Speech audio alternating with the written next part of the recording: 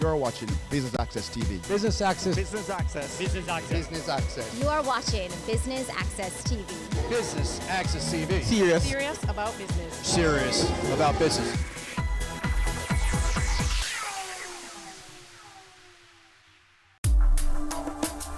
The Caribbean Academy of Sciences Jamaica, CASJ, hosted their 21st General Meeting and Conference at the University of the West Indies, Mona. Business Access TV has all the highlights, so stay tuned.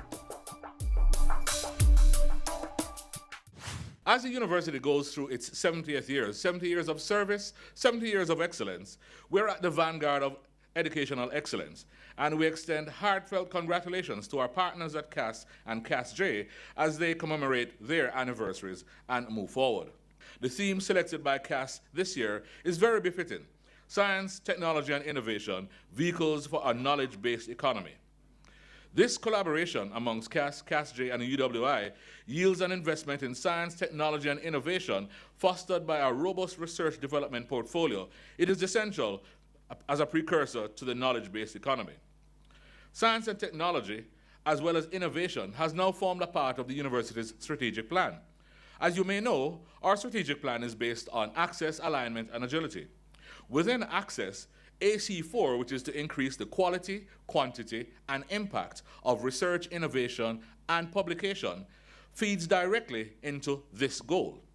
We therefore are trying to, within the University of the West Indies, increase all that we do, not just in quality and quantity, but impact, since that which creates impact may not yet be published, but be impactful in a decision-making process for a country. This conference will facilitate a forum for the cross-pollination among different research fields. We will elucidate and discuss innovative theories, frameworks, methodologies, tools, and applications which may be of use in enhancing the quality of human life and contribute effectively to sustainable economic development. It is our hope that you will take this knowledge into your public and private setting, into your institutions, your agencies, your ministries, so that the dialogue may continue.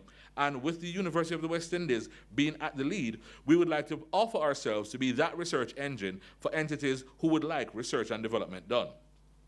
The substance of the policies which will come from our research continue to emulate, and I invite you to our next research days, which will be in February, where you can see the research from this faculty, science and technology, on display as it relates to policies.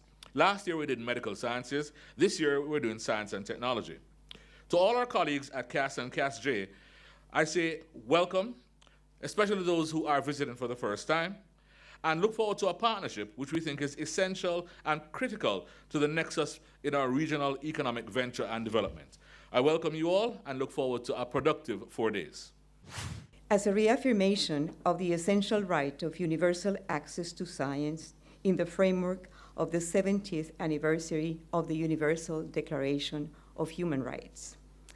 Established by UNESCO in 2001, the World Science Day for Peace and Development highlights the importance or role of science in society and the need to engage the wider public on emerging issues relevant to science. As the Director General of UNESCO, Madame Audrey Azoulay, indicated, the astonishing progress made by science in recent decades has changed our lives. Science and its countless applications now condition all aspects of human life. The resulting innovations are an opportunity for the development of our sciences. They are improving our well-being, facilitating daily life, and pushing back borders that seemed immutable in the fields of medicine, transportation, communication, and knowledge sharing. They are an engine of growth and wealth.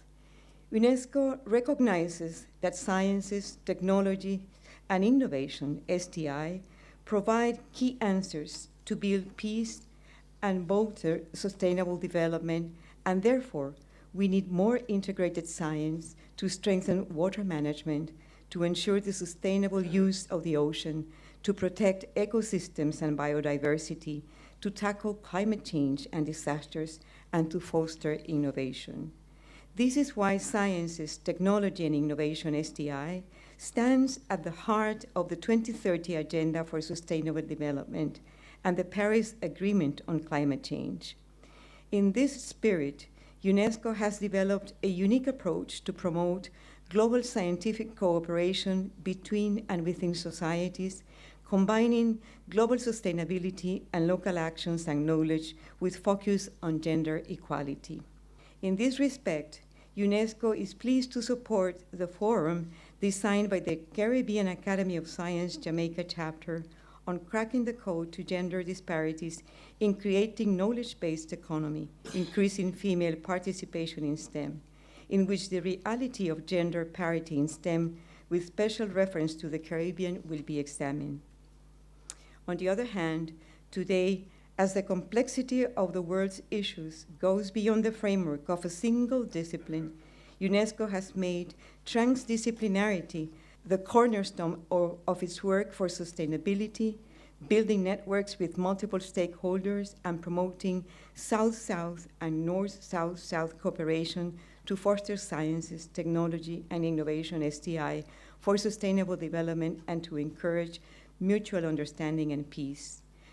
Our objective is to promote science and also instill science culture in the society, and because science culture presently in societies is very, very low, and the government has to understand that without science and technology and innovations, the economy cannot grow. Technology we are developing quite rapidly in terms of the information technology and all this, but what is needed is the transfer of the technological aspects, high technological aspects into the society, and that has to be brought by the young scientists who are engaged in those kind of scientific endeavor. And also we need government to support this kind of activities. At the opening ceremony, one of the points that really stood out for me was the fact that the different disciplines seem to, there's a little disparity. So humanities, we need our space, and scientists need their space. And besides my personal research, I'm also a facilitator at the Shell STEM program in Trinidad. And one of the things I do in my presentations is that I like to introduce the fact to students that STEM you can do, the world is open to you in terms of opportunities. So for instance, if you like art, you can become a biological illustrator. If you love journalism, you can be a science journalist. The world is just open, and I really wish that this conference, a lot of people will see that. It's not scientists by themselves. It's everybody. We can all benefit in some way from science. It's nothing to be scared of.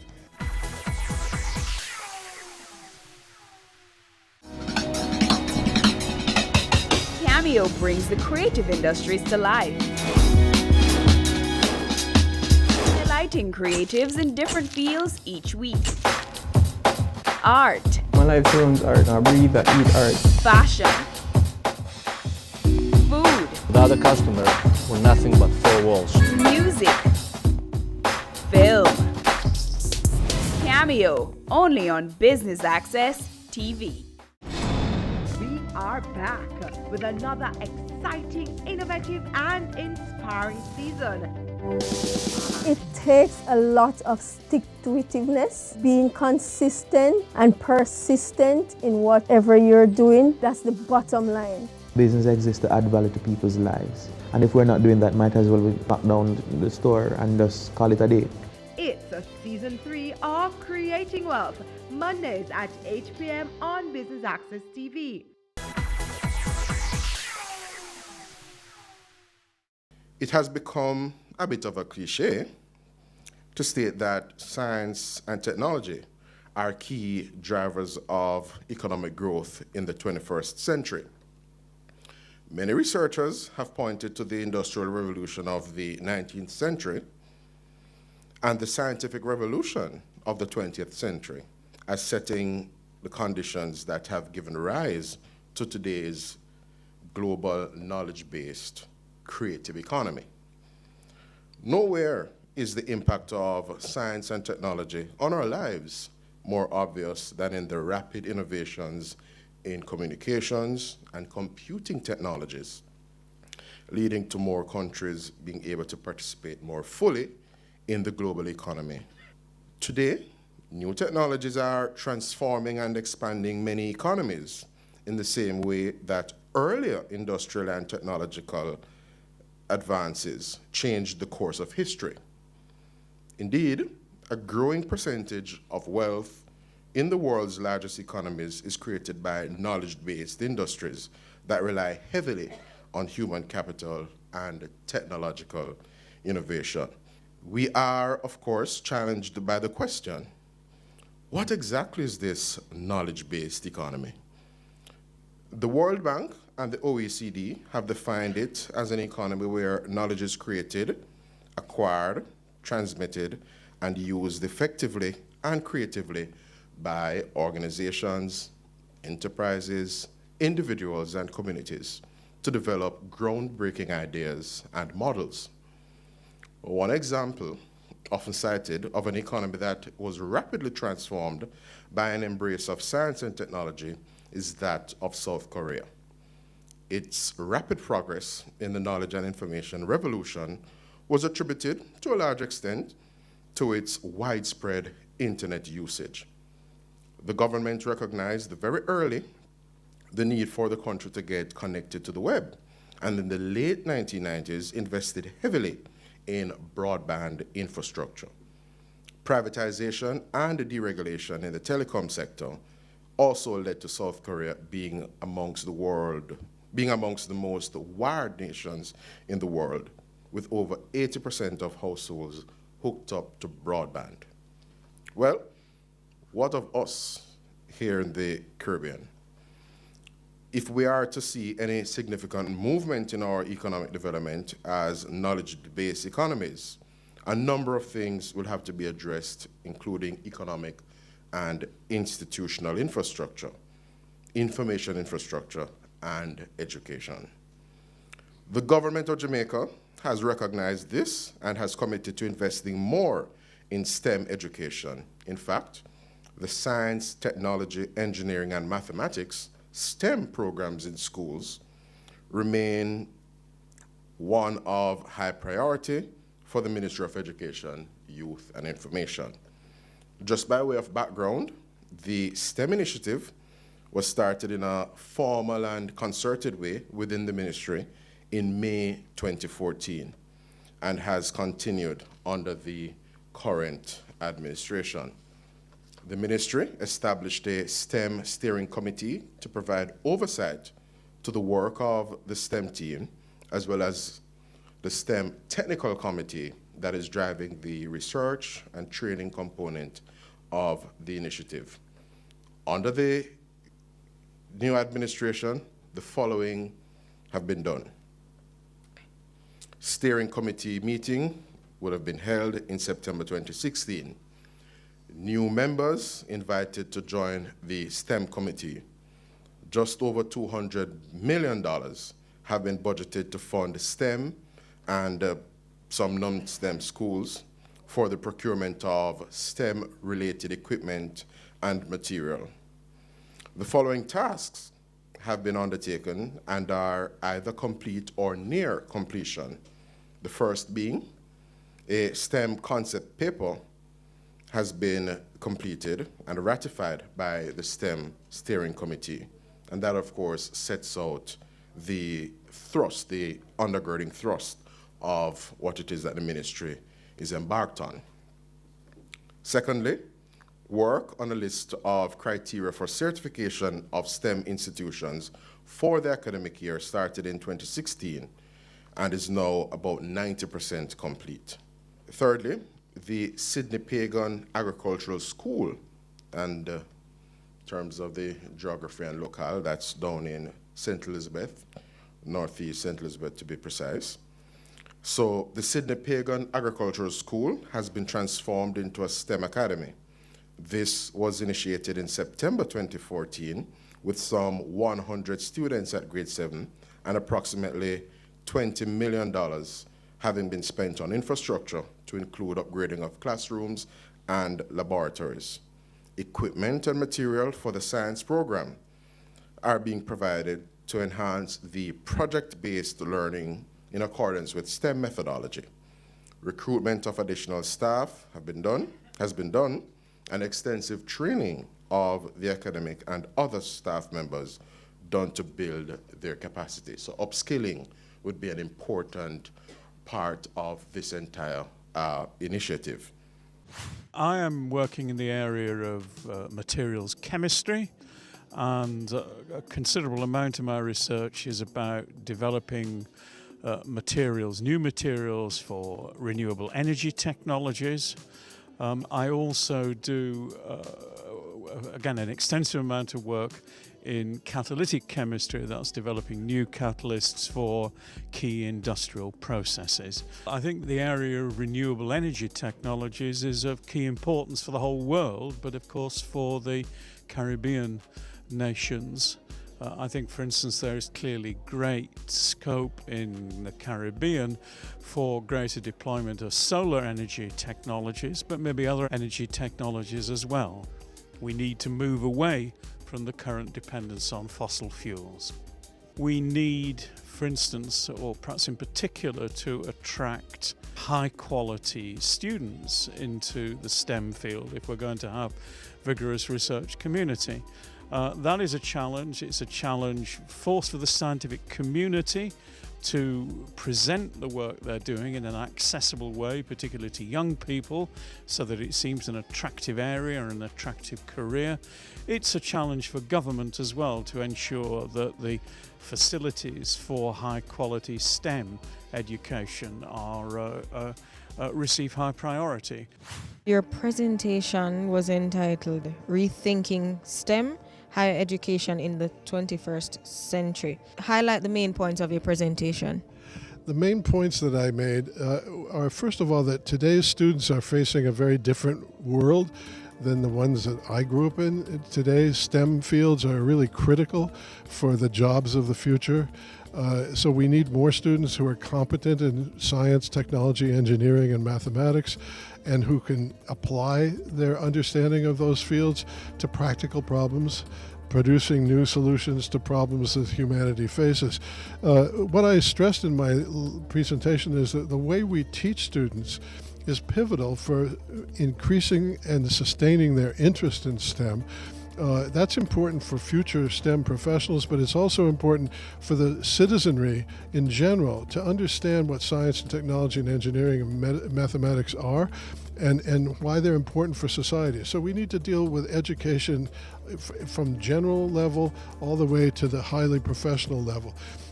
And I also stressed very much in my presentation that the way we teach, the way we deal with our learners in university is very important. The old way was lecturing, that is talking at the students, and evidence now shows that that's not a good way to learn.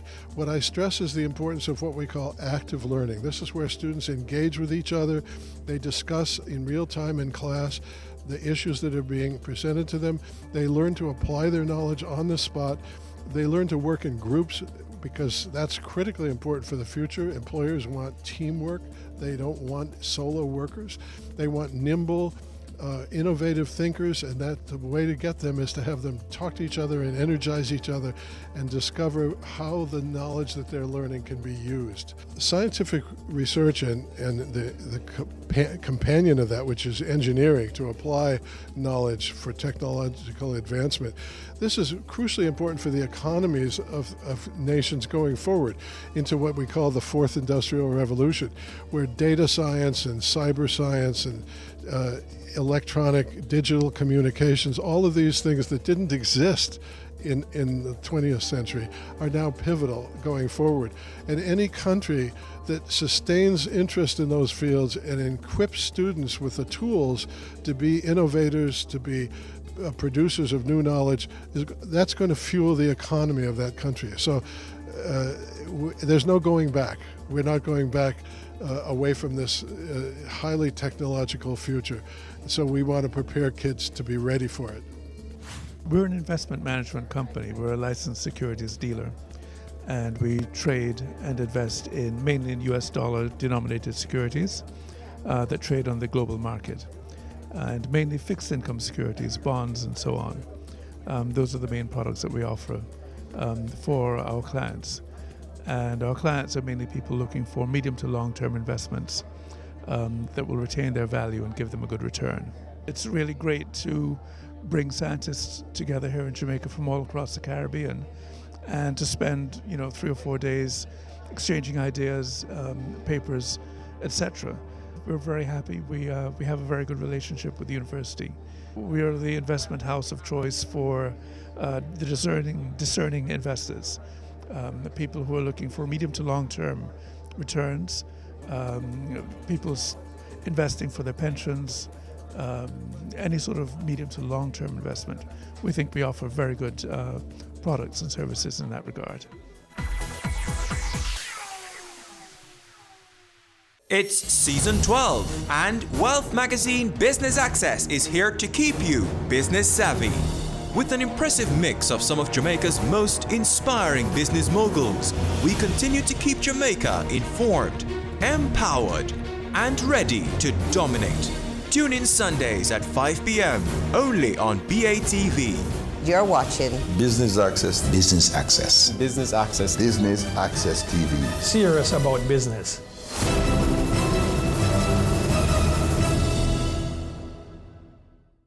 They say it takes a village to raise a child, but the world will one day need the leadership of that child. The time you spend with your child matters. It stimulates their minds and shapes the way they act. Talk with your children. Help them to better understand the world around them and to value what is truly precious. Above all, the most valuable gift you can give them is love. Play, talk, teach, love. Take the time. It makes all the difference. A message from the Parenting Helpline and Ad Council Jamaica.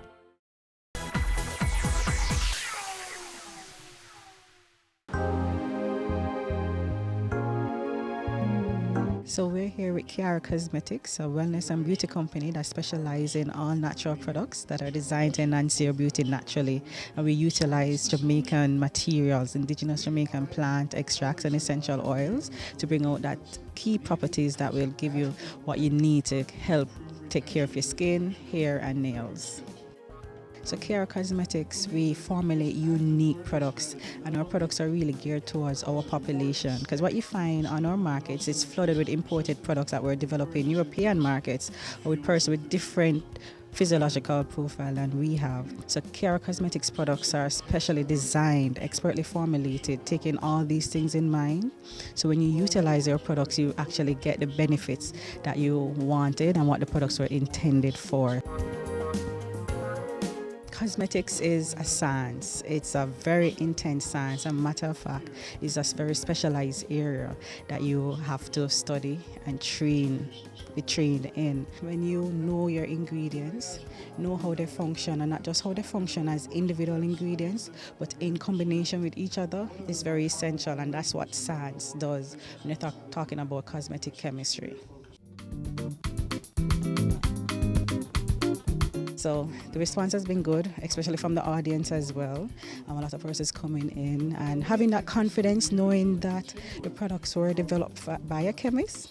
It actually helps, and knowing that I'm UE bred, that also goes a long way. So it has been phenomenal. So our products are available right across Jamaica. They're also available in the US. We ship to the US. We actually keep inventory in New York. So you can order online at www.kiaracosmetics.com. You can follow us on Instagram as well as on Facebook, where you can keep up to date with what is happening. We also have a blog on our website that is teaching persons general knowledge about taking care of their hair, skin, and nails, because what we really believe in is not just beauty, but your natural beauty and enhancing that natural beauty. We all have issues. We all have something or another that we are not so confident about, and that's what Kiara Cosmetics is about. How do you build that confidence without putting on too much, without changing who you are?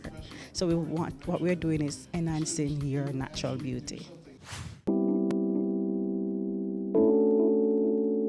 Well, Conrad Douglas and Associates and its subsidiary Estec are the pioneering companies in the Caribbean, Jamaica, for environmental management and project development and feasibility analysis. Conrad Douglas and Associates Limited was established 33 years ago, so we're heading into our 34th year. ESTEC, which is a subsidiary, was established 23 years ago, so that's 24 years in the industry.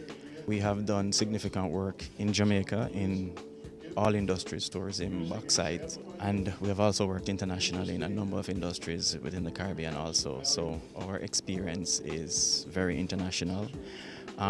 Presently, we're very active also now in the environmental management and project development phase, and we are integrally now into the energy sector transformation with natural gas, where we are doing the environmental management for New Fortress Energy, who is bringing natural gas to a number of entities within the Jamaican economy.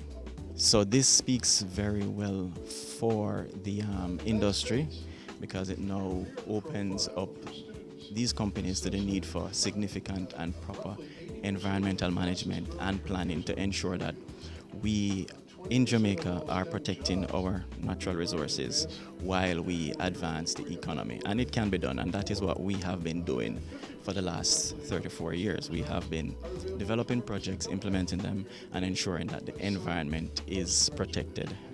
We are engaged in sustainable development at its highest level.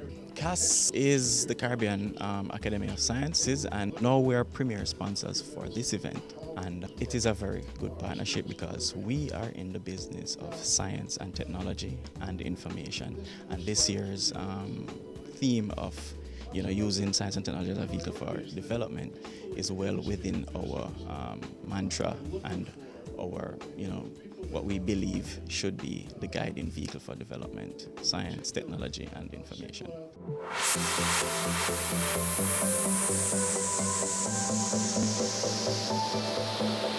Showcase Jamaica Tours is a premier tour company that offers guided tours all across the island of Jamaica.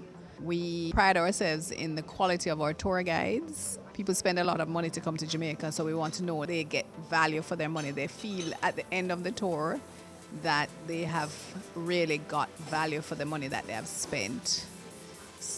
Our tours tend to be more personalized, so we are less of the big bus operation and smaller personalized tours, so we can coin any tour to suit the needs or the interests of different people. We do night tours. We take them to dinner, we take them dancing, concerts, any kind of concert. I was invited to be the tour operator of choice for the conference delegates, so that they could get a chance to see something of Jamaica, because most times people come and it's an airport, a conference room, hotel room, and then they're back to the airport. So this time they're giving them a chance to have a little local experience and to see a little of what Jamaica has to offer, and we have a lot to offer. I just invite anybody who is a visitor to the island, and even if you're a local and you haven't seen much of the island, to come and join one of our experiences. You can contact us via telephone 876-817-3366, or we can be reached by email at showcasejamaicatours@yahoo.com. And of course, we have a website where you will see a number of tours being offered, and that's www.showcasejamaicatours.com.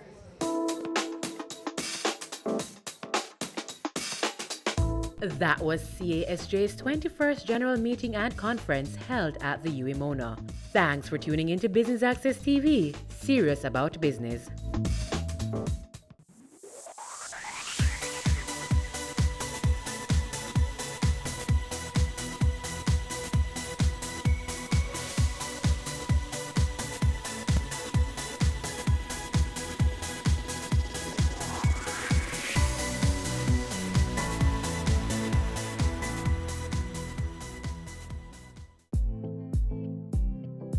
Stay current and gain more information on the ever-evolving industry of real estate on Home Sweet Home, Sundays at 4:30 p.m. on Business Access TV.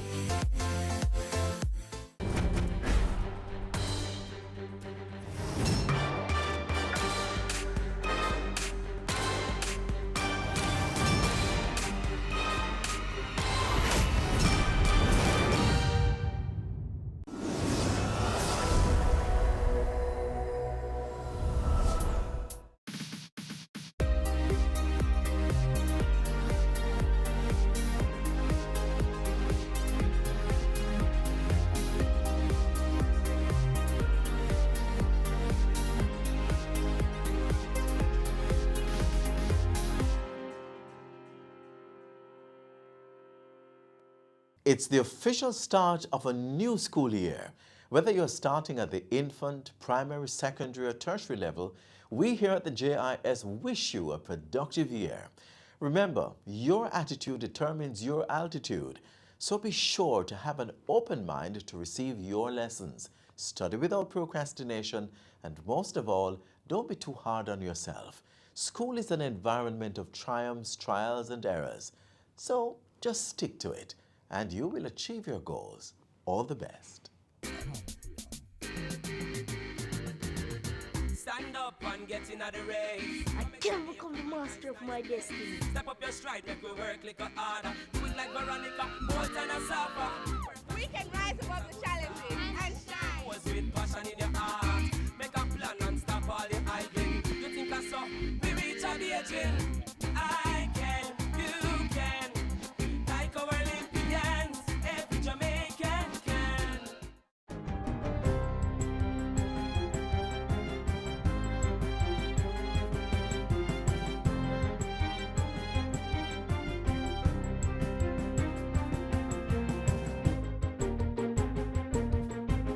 Good day, I'm Stephen McHugh, and this is your JIS News for Monday, September 2.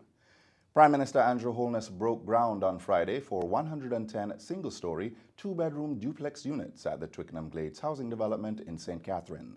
The $1.4 billion project, which is to be completed in 16 months, is Phase 4 of the National Housing Trust Twickenham Park housing development. This will include civil infrastructure such as roadways, a stormwater drainage system, a potable water distribution network, sewage system, and a boundary wall with restricted access and a guardhouse.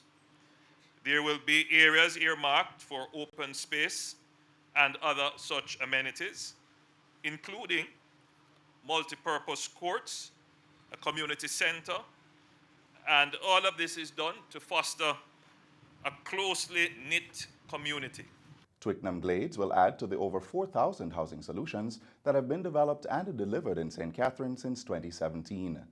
Among the other projects to come on stream is 602 solutions in Colbeck Castle. The Health and Wellness Ministry will be launching its pre-exposure prophylaxis PrEP pilot program before the end of the year as part of efforts to tackle HIV infections. Acting Director of Health Promotion and Protection in the ministry, Dr. Simone Spence, says the aim is to reduce new cases of the human immunodeficiency virus, HIV, to zero. In terms of our pilot program for PrEP, we're in the preparatory stages of that, looking at determining criteria in terms of which patients would be most suited to participate, and then do a pilot to roll that out later this year before we make a definitive decision on how it is logistically we roll out the PrEP program. Dr. Spence was speaking at the ministry's recent quarterly press conference. PrEP is a pill that is designed to be taken by HIV-negative individuals to prevent contraction of the virus. According to Dr. Spence, persons who take PrEP daily are said to reduce their risk of getting HIV from sex by more than 90%. Initial funding for the PrEP pilot program is being provided by the government, which is also financing the antiretroviral medications that are provided to persons living with HIV. Meanwhile, a 24-hour toll-free helpline will soon be launched by the Ministry of Health and Wellness for persons living with mental illnesses and those affected by the condition. Portfolio Minister Dr. Christopher Tufton says a private branch exchange, PBX Network, has already been purchased to establish the helpline, which will be able to accept multiple calls at the same time. 5 psychologists will be employed to man the new system. The study that we commissioned, the Mental Illness and Homelessness Task Force, suggests that 4 of every 10 Jamaicans at some point in their lives will be affected by some sort of mental instability. We are very sensitive to the issue, and we have deployed, having done the report, resources to address a number of areas around mental illness. Dr. Tufton was speaking recently at his ministry's quarterly press conference. He said mental health professionals were being trained to increase the level of care needed by persons who will access the helpline. Already 30 professionals have been trained to provide on-site response with police officers, firemen, and mental health team members. Private medical practitioners are also to form part of the network of responders at the parish level. In addition to that, Logistic support will be provided through the acquisition of some 14 buses, mental health buses, vehicles that are dedicated to mental health at the parish level. The helpline will be promoted ahead of the launch, and a public education campaign will be rolled out to address stigmatization. Results of the primary exit profile of PEP for students in grades 4 and 5 will be made available in the coming weeks. Minister with Oversight for the Education Ministry, Carl Samuda, gave the update during his ministry's recently held back-to-school press conference. Grade 5 will be released on Friday, September the 13th, 2019, and Grade 4 will be released on Friday, October the 4th, 2019. The detailed support report will provide comprehensive information on students' achievements of specific subcategories in all subjects: mathematics, science, social studies, and language arts. The primary exit profile is a series of tests being administered from grade 4 to 6. It replaces GSAT as the National Secondary School Entrance Examination and is intended to provide a more comprehensive assessment of students' academic and critical thinking capabilities at the end of their primary level education. And finally, the nation was hit on Sunday with news of the death of two icons of Jamaica, Dr. Ken Baugh and Samir Yunus. Both men have been ailing for some time. Prime Minister Andrew Holness has hailed Dr. Ken Baugh as a statesman and a true gentleman of politics. He says Dr. Baugh exemplified dignity and integrity throughout his public life. During his political career, Dr. Baugh served as Minister of Health, Minister of Foreign Affairs and Foreign Trade, and Deputy Prime Minister, as well as General Secretary and Chairman of the Jamaica Labour Party.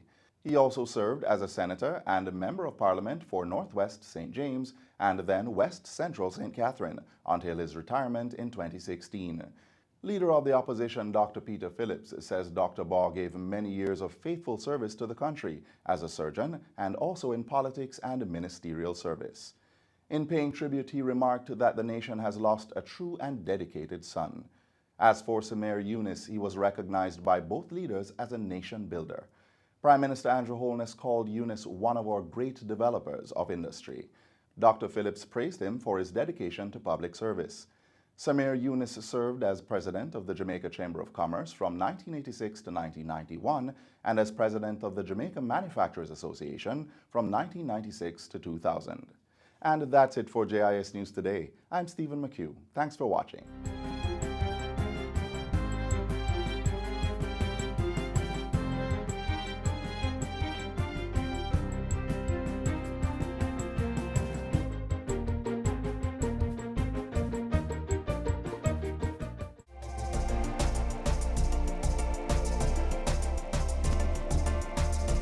Jamaicans, drivers, passengers, motorcyclists, and pedestrians, slow down. Observe the rules of the road. Be courteous. Drive defensively. Be considerate. Buckle up. Wear a helmet. The careless overtaker is only rushing to the undertaker. Not observing the rules of the road could cost you your life and that of your loved ones. I encourage all road users to take special care as we use public thoroughfares. The life you save may be your own. Remember, your family wants you to arrive alive.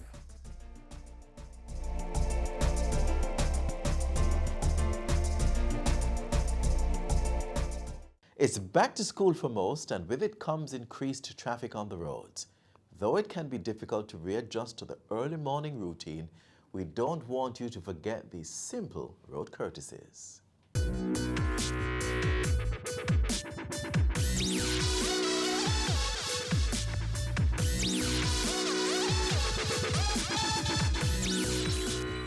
Pedestrians, it is only safe to cross this designated part of the road if you follow the road rules. Never attempt to cross before the indication is given, and do not try to beat the oncoming traffic which has the green light.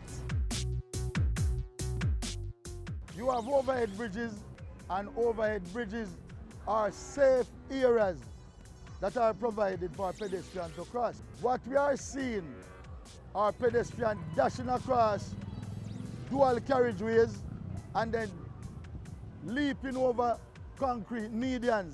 That is a no-no. We have had persons who have lost their lives doing that. And I am now appealing to pedestrians to do the right thing and access the overhead bridges that are provided in order to save your own life. Where there is no overhead bridge or crossing sign, use the pedestrian crossing with caution. Monitor the lights and cross when it's safe to do so. That is a dangerous practice and a 99.9% chance of this happening. The amount of kinetic energy that comes on your body, that is going to determine whether or not you survive. There are several signs. Road signs are the language of the road. You have informational signs, directional signs, warning signs, and you have enforcement signs.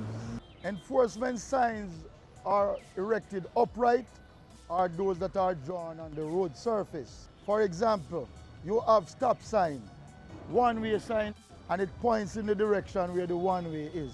No U-turn, no parking, no right turn, no entry, a number of signs. If there's no sign that are erected upright, you will see yellow markings painted on curb walls. That constitute no parking, and you should not park in those areas. You park where white painting is drawn on those curb walls. Those are areas where parking is permitted. You have continuous white lines that are drawn on road surface. No motorist should drive to the right of a continuous white line. There are some other signs, especially like along Knutsford Boulevard, where the dual carriageway is, but there is any elevated median. You see something looking like a zebra crossing. Those crossing depicts a median, but a median that is not elevated. If you disobey a stop sign, it carries a fine of $4,000 or 6 demerit points. If you disobey the traffic light, the red light, that too carries $4,000 a fine or 6 demerit points. On the approach of a traffic light, for example, Halfway Tree Road, Chelsea Avenue, by GIS there is no filter light. You are to obey the light, and whenever you get green, you are to proceed. These lights are so configured that they allow for a pedestrian to cross. So when that red light is on, pedestrians are crossing. So that's why a filter light is not put in. When approaching a roundabout, you are to yield to the person to the right. Right? Always allow for that person to go first. A similar thing with a yield sign, a giveaway sign. You are to yield to the person and allow that person to proceed. If you happen to overtake, you are to do so if the way is clear, and once you complete that maneuver, you are to get back to the left lane and remain there. We have persons anticipating the light. You have those that are anticipating the green, and even before the green comes on, they are off. And you have others who are beating the amber in order to go by as well. And I should tell you this, red means you are to stop, amber means you are to prepare to stop, and green means you are to go if the way is clear. And remember, always wear your seatbelt.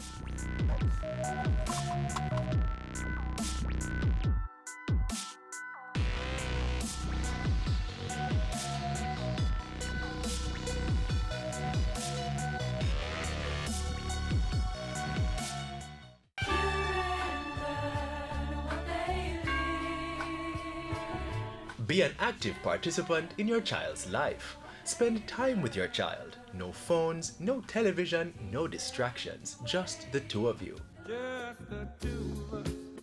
Get to know your child through play. Why not go to the park and get on the monkey bars? Sharing a meal can also be a time of bonding. If your child's in school, be involved in school activities. Speak with your child's teacher, follow up on their progress in school, and see how you can help. Assist them with homework. attend parent-teacher meetings, and support school fundraising events. Remember, your child's future is in your hands. Safeguard it. So glad you are a child of mine.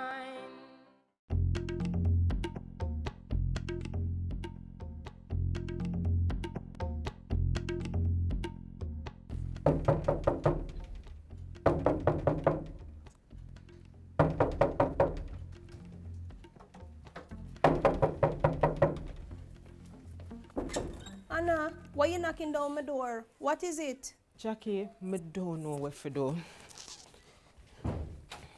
From Jason dead, I have nothing to give to the children, and I don't know where to turn. So why you didn't go down to the Administrator General's department, the place I told you about the other day?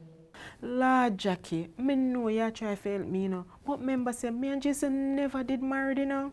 What do you mean by that, Anna?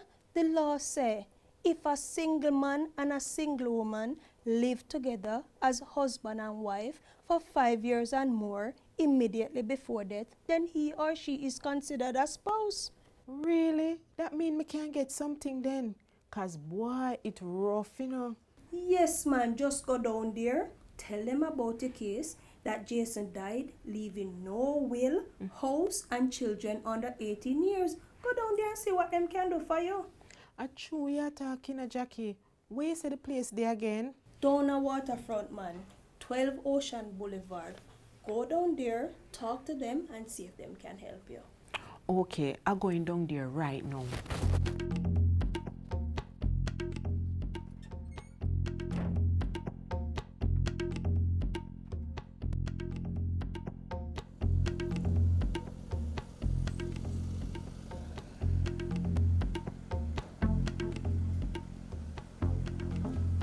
Good morning, madam. How are you? Good morning, miss. I hear that the Administrator General's department can help me. You see, my children, them father died, leaving me with the 2 pitney them, and I'm me alone I care for them. Did he leave a will? Will, ma'am.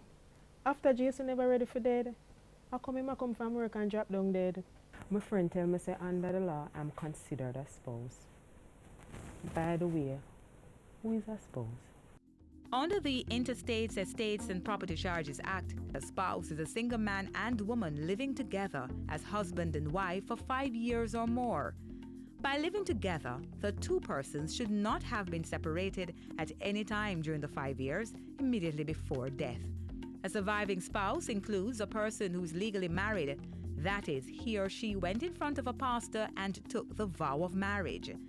If Anna meets the requirements, she can hire an attorney at law or go to the legal aid clinic to apply for an order from the court declaring that she's a spouse. Some of the questions the court will look at are: did Anna and Jason break up during the 5 years? Did Jason have any children born in the same year as Anna's children? The court will also want to know if Anna or Jason were married before and not divorced. Once the order has been granted, the spouse would be entitled to benefit from the estate of the deceased. For further information, you can visit the Administrator General's Department in Kingston, 3rd floor at the Office Center Building, 12 Ocean Boulevard, or call us at 922-183023. You can also visit our Western office at the 2nd floor of the National Housing Trust Building at 42B Union Street, Montego Bay, St. James. Telephone 630-4261. Our website is at www.agd.gov.jm. That's the Administrator General's Department, securing your legacy.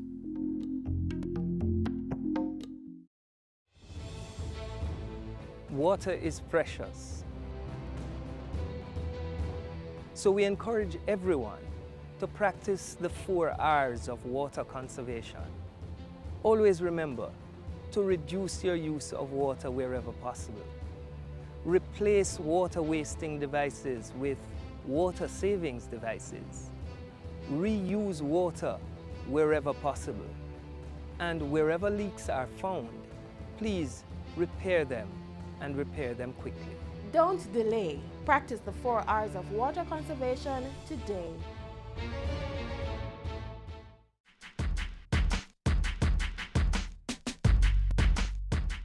The government has earmarked a day in December for the completion of the draft National Spatial Plan. How will this benefit us? Minister Darrell Vaz explains. The National Spatial Plan will ensure the optimal use of the nation's land and marine resources and outline the framework for their effective use and management. The plan will therefore provide a strategic spatial framework to guide national development and investment decision-making. The NSP will address the major challenges of disaster risk reduction and climate change response while protecting the environment, improving natural resource management, and enhancing the quality of the built environment. The plan will identify priorities for the spatial planning and development of human settlements, commercial and industrial developments, and improvement of infrastructure for public utilities and social amenities. This NSP is intended to go beyond being a paper document and will be supported by a national spatial planning information technology platform. The NSPIT platform will be accessible to the general public and aims to ultimately provide all the spatial planning database and information to support online application and processing of development applications. All the ministries, agencies, and departments involved in the development processes will therefore benefit from a state-of-the-art and dynamic IT-supported spatial plan.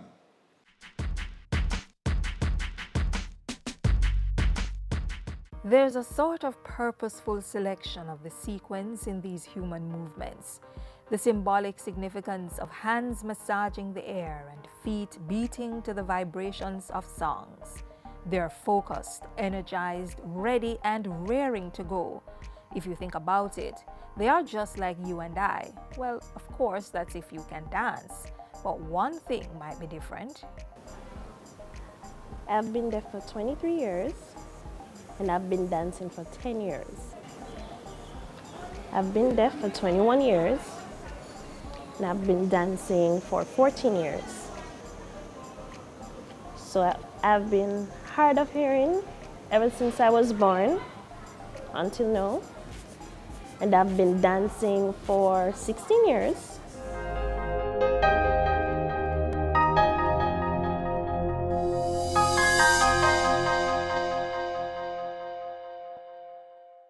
Yes, persons like Christoph, Kimberly, and Damani dance. And despite nature's act of removing a seemingly valuable aspect of their senses, these three are pursuing a certificate in dance at the Edna Manley College of the Visual and Performing Arts, but not without some challenges.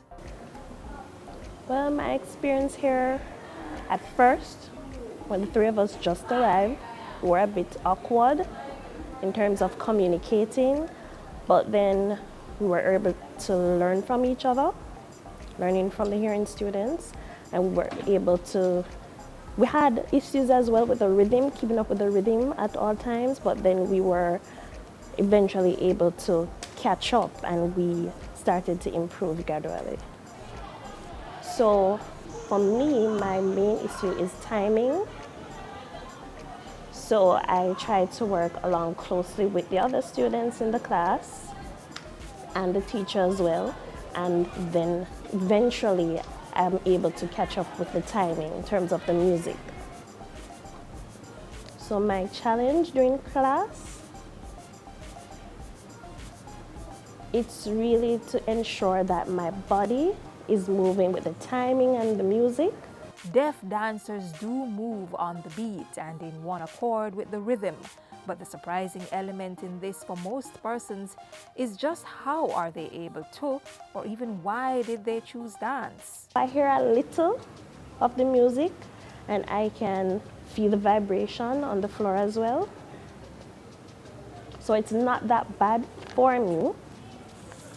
So I use that method throughout. With his sense of touch heightened through his loss of hearing, Damani can interpret the music through the vibrations he feels. Deaf dancers are visual learners, so for them, their instructors sign the moves or the counts. While other dancers are busy remembering the details of the moves, those like Damani, Kimberly, and Christoph are counting, keeping time, and watching keenly what their hearing peers are doing so they can interpret the steps.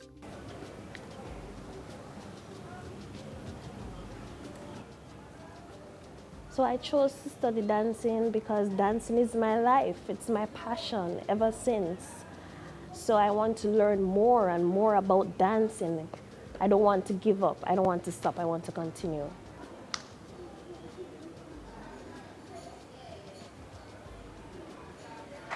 Because my goal is to become a dancer in the future. So when I'm finished at Endermani College, I want to become a dancer and I want to perform around the world. So my goal is to become a dance teacher so that I can empower younger deaf children who really love dancing and empower them so that they can, be as good as I am. It's their turn. But for acting dean at the School of Dance, being deaf is not the biggest obstacle for becoming a great dancer. I don't want to describe what we have as challenges. I want to describe them as opportunities to learn.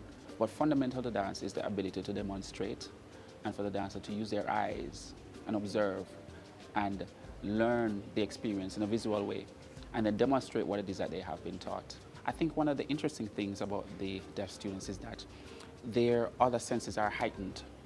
And so they're able to access the information in other ways and quite differently from the hearing students. So it's very interesting to see the learning dynamics, but the end result and the objective or the learning outcome of the experience are still achieved.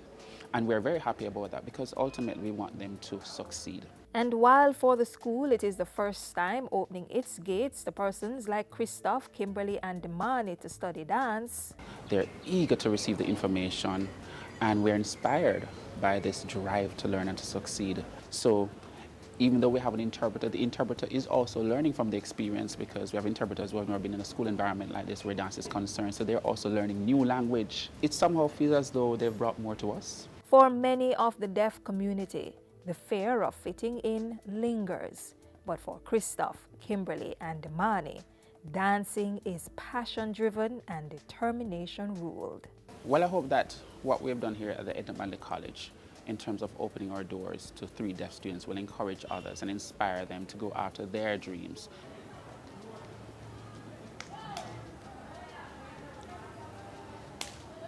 So I remember in high school, there was a quote that says, "I believe I can achieve." I go by that. So in the Bible, it talks about, I can do all things through Christ who strengthens me. I believe I can achieve.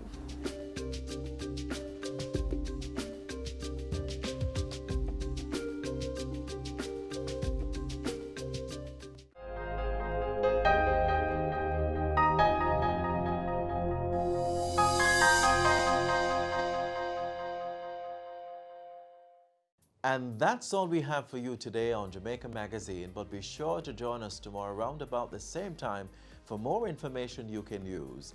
You may also join us online. There's our website, our YouTube channel, our pages on all the major social media platforms, and we also have a mobile app that's compatible with Android and iOS systems. Until then, I'm Adrian Atkinson. Walk good.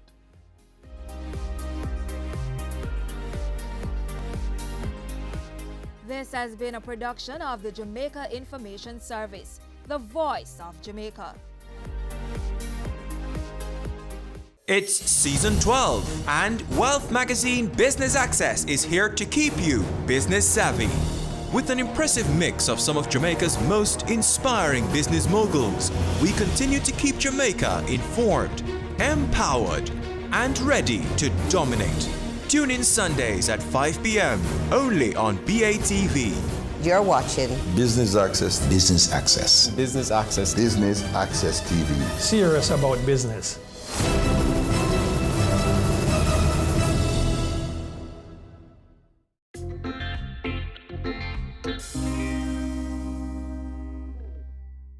The perfect balance of mind, body and spirit is at the center of what Serendipity Holistic Resort is all about. And on this episode of Chill Spot, we'll get to enjoy the perfect blend of tranquility and wellness as we get to know Regina Beavers McCollum, the General Manager of Spartan Health Club. So don't go anywhere, lots of fun and adventure coming your way.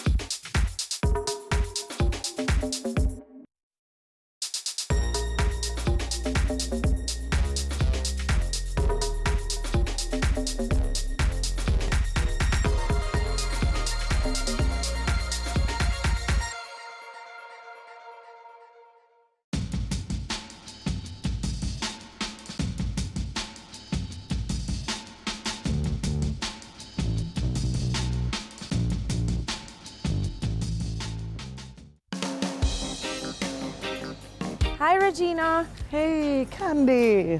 How are you? Hi, good to see you. Same here. This is actually my husband, Rashid. Hi, Rashid. Nice to meet you. So, what are we going to be doing today? Wow, when you get to somewhere like this, you feel like doing nothing, but we have a lot in store. There's a petting zoo. There's, like with animals? Yeah, man, with animals that you have to touch and cuddle and feed. There's a river as well that we're going to be swimming in. There's some food being prepared right now.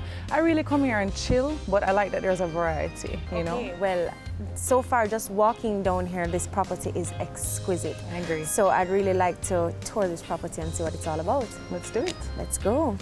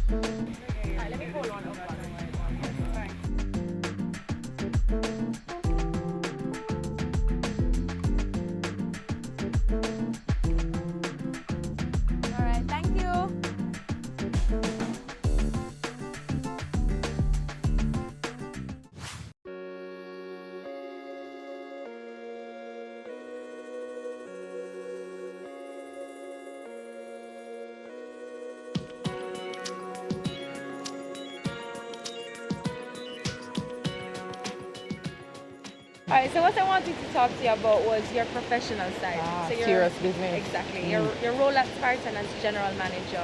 What is a typical day like for you? Wow. Well, every day definitely varies. As general manager, I wear so many hats. Right. Yeah, I'm responsible for the social media pages, the website pages, and then you go into the staff area. We have different criteria. Personal trainers, which are contracted, and then our ancillary staff that we have, and our front desk staff. It's a lot of people to manage. Exactly. That's challenging, but just being there and making sure that we put emphasis on teamwork, it's not too difficult because everybody's doing their part. So is it a typical 9 to 5? What are your hours like? On paper, it's a 9 to 5. However, I sometimes come in at 6 a.m. in the morning to meet and greet with some of the members then, or I might stay a little later till 10 p.m. to meet those members. Sometimes I'm off of location doing interviews or like today. Yeah, like today, or setting up booths at like wellness expos, things like that. So it just depends. Every day I find has been different.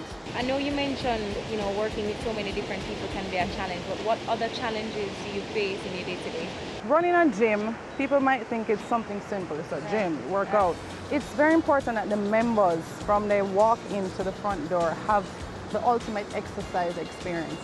And to ensure that happens, our front desk staff has to be well equipped with not just the proper teaching, but the resources Also, it's to diversify yourself and to tap into different markets and people. You have to try and be as creative as possible to connect with as many people as possible. You know, I always say invest in yourself because health is wealth. Well, I think we're definitely investing here today. I agree. This is a good investment.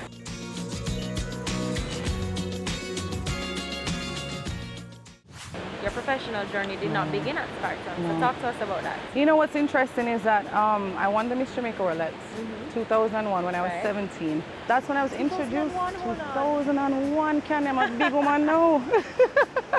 many years ago. But I was introduced to Spartan at that time, so I've been a member since then. So it's funny how things went full circle. After winning the title, the prestigious crown, I traveled the world. You know, I met Nelson Mandela, yeah, kings, queens, princes, the Caribbean, South Africa. I just really got to experience life. So how did you transition from doing Miss Jamaica to now being in corporate and running the gym? Yeah, it's an interesting journey. I didn't go straight into corporate life. I started in media. I actually have my degree in film and video. Very fascinated by production. Yeah, man. When I came back, instead of being behind the scenes, they put me in front of the camera. So I was on CBM at Sunrise for years. I produced and presented for them. Then I switched over into radio with Fame 95 FM. Did a lot of hosting and emceeing and got a little tired of it. And I have a family growing, you know, wanting to, I guess, grow. Yeah, I felt like I had reached the point of understanding what this is about, and I needed another step further. So I actually thought for many nights, what am I going to do next? What is my passion? What is my drive? And I realized that through it all, it's been people. I'm a people person, you know? And it turned out that Mr. James, you know, wanted someone to help him out, and it kind of connected. Mr. James is at Spartan. Mr. James is the owner of Spartan Health Club. So I had to go in for an interview and, you know, look through my qualifications, and it was a perfect match, honestly. I enjoy myself so much there because I get to connect with people every day. Coming up.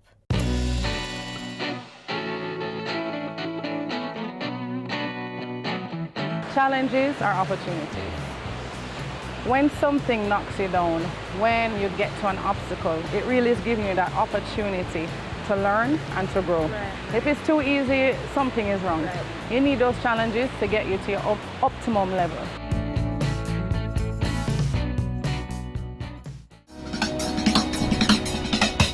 Cameo brings the creative industries to life, highlighting creatives in different fields each week. Art. My life turns art. I breathe, I eat art. Fashion. Food. Without a customer, we're nothing but four walls. Music. Film. Cameo, only on Business Access TV. We are back with another exciting, innovative and inspiring season. It takes a lot of stick-to-itiveness, being consistent and persistent in whatever you're doing. That's the bottom line. Business exists to add value to people's lives. And if we're not doing that, might as well lock down the store and just call it a day. It's a season 3 of Creating Wealth, Mondays at 8 p.m. on Business Access TV. Have you seen it? It's BATV Live. Live streams of business news weekdays at 7:30 p.m. Stay on point Thursdays at 8 p.m. with our Business Current Affairs show, and Weekend Business Report Saturdays at 7:30 p.m. Wherever you are. Log on to our Facebook page at Business Access TV or visit our website at batvja.com. Live and at your fingertips. Business Access TV. Serious about business. Ready for cable for as little as $100? Ready for no monthly cable bill? Ready for 10 TV channels absolutely free? Then pick up our Ready TV box at authorized stores for $4,500. Hook it up to your TV set, then top it up with Ready Credit for 1, 7, or 30 days. Buy now and get $1,000 free Ready Credit and start watching your favorite shows. Pick it up, hook it up, top it up. Ready TV. Prepaid cable TV when you're ready. Now serving Kingston and St. Catherine. Limited time offer while stocks last. Conditions apply.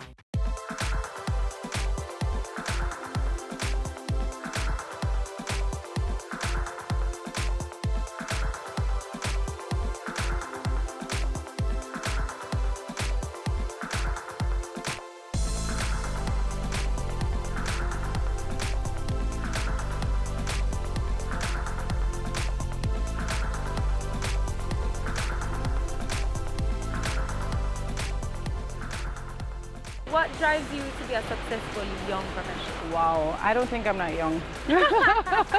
I'm kidding. I think my family, my son, I had him at an early age. I was only 21 when he was born. And winning that Miss Jamaica title at 17, I felt like I was fast-tracked into growing up. Right. And he is the future of me.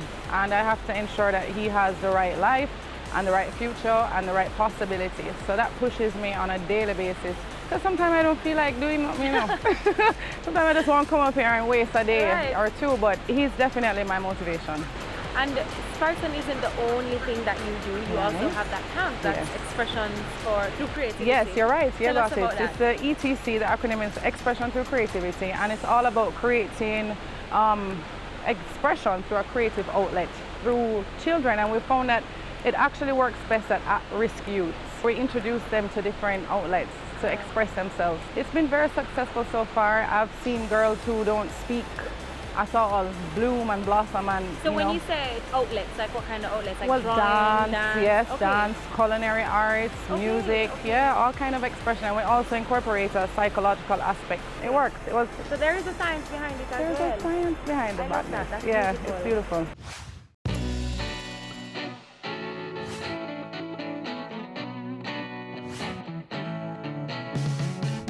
Do you have any personal or professional goals for the future? Absolutely. I mentioned earlier that I have a degree in film and video, and I've been working on writing some scripts, and I want to produce, direct, and possibly act in some kind of script writing that I've done, or some scripts. Fabulous. Yeah, I mean, I need to. Especially since that's what your training is in. Exactly, and I have a strong passion for it. And I realized it wasn't production from a TV perspective. Right. It was film, you know? Maybe you just needed a little time to figure that out. Exactly, and I'm ready, so that's coming. Look out. How would you describe yourself as a leader though? My husband says that I have a fiery spirit. So I'm going to use that to possibly say that I don't think there are any boundaries that we have. We only create our boundaries, you know? There really is endless possibilities. It's just what you're going to be prepared to put into it to make it work. There's nothing that's impossible, you know? I can use that corny line, I am possible. The word says so itself. Do you have a mentor? I would say my mother would be my mentor. She went through so much. I've watched her grow into this beautiful, strong woman. My parents got divorced when I was about 3 or 4, so she raised 3 kids on her own here in Jamaica, because my parents got married in the States and we moved here. So she's been just amazing with advice, support. I mean, I didn't feel like I was alone when I had my son. You know, she was just always there, even when I never wanted her to be. You know that way? But she's a blessing. I love her so much. And is there one tip that you can say or give to other young professionals who aspire to be successful like yourself? Yeah, man. Challenges are opportunities.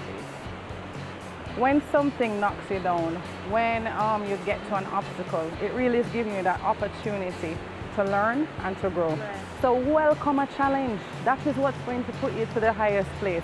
If it's too easy, something is wrong. Right. You need those challenges to get you to your optimum level. That's what I would say. All right, so what's next on our property tour? What are we going to be doing? I think we should go for a swim. How about that? Is the water cold? It's very cold. And you're going to see me cry a little. You're but going enough. to out. Yeah, I will. I'll get brave though.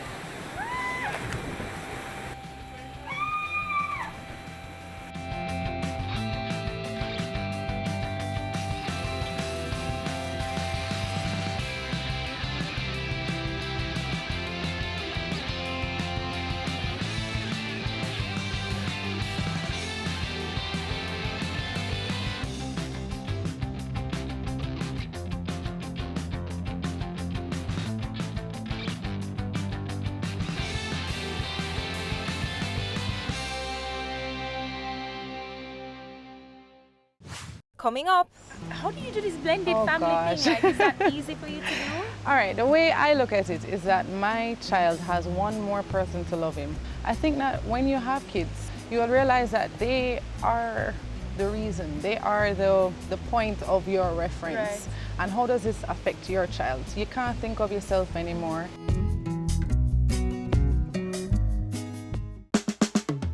Caring Hands Season 3 continues to effect change in a changing environment.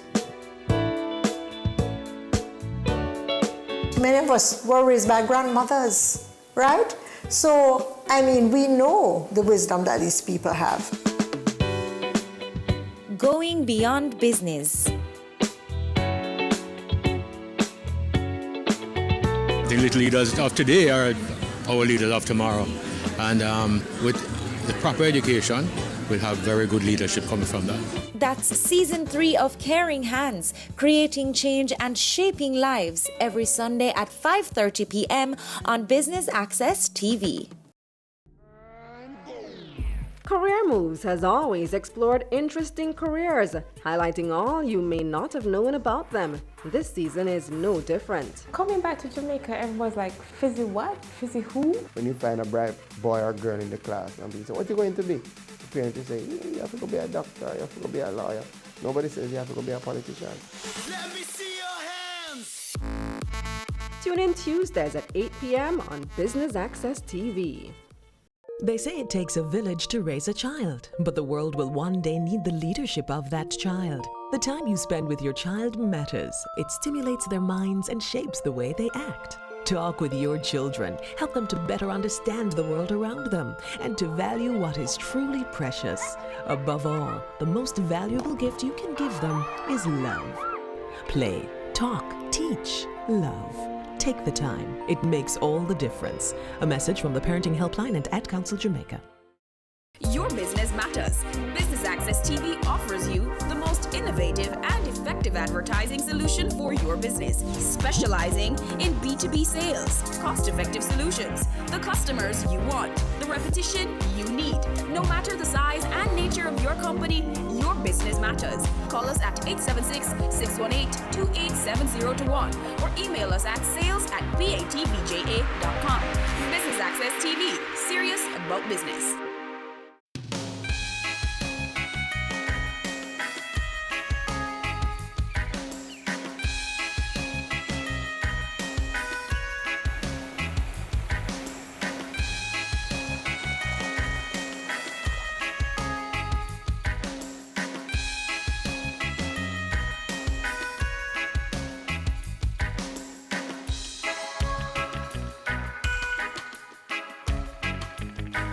All right, so let's talk a little bit about the personal side of you. I know you have a son. Tell us about him. Giomar Johan Mitchell. He's 10. He's my life, my proudest moment, my joy. Grade 5 now. Grade 5? Yeah, man, he takes up everything out of me, you know? How do you balance being a mommy with everything that you have going on at work? It's tough, but I have a great support system. My mom is involved, his stepmom and his father is involved, his stepdad is involved. Wow. I have a lot of people in the village, you know, to take care of the child. So it works, and he accompanies me to things and places. So he'll come to work maybe after school, and he's very active too in football and music. So he has his own things to do as well.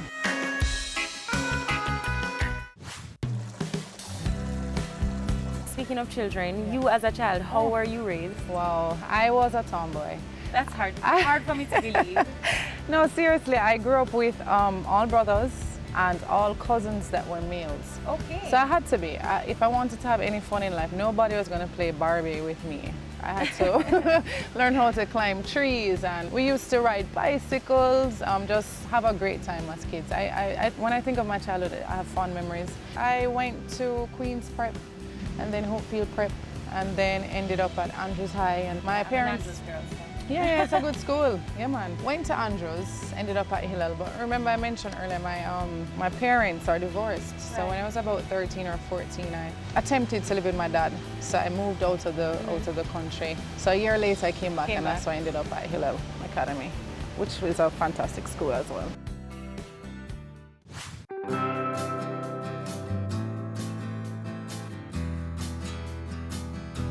So you recently got married. Congratulations. Thank you so much.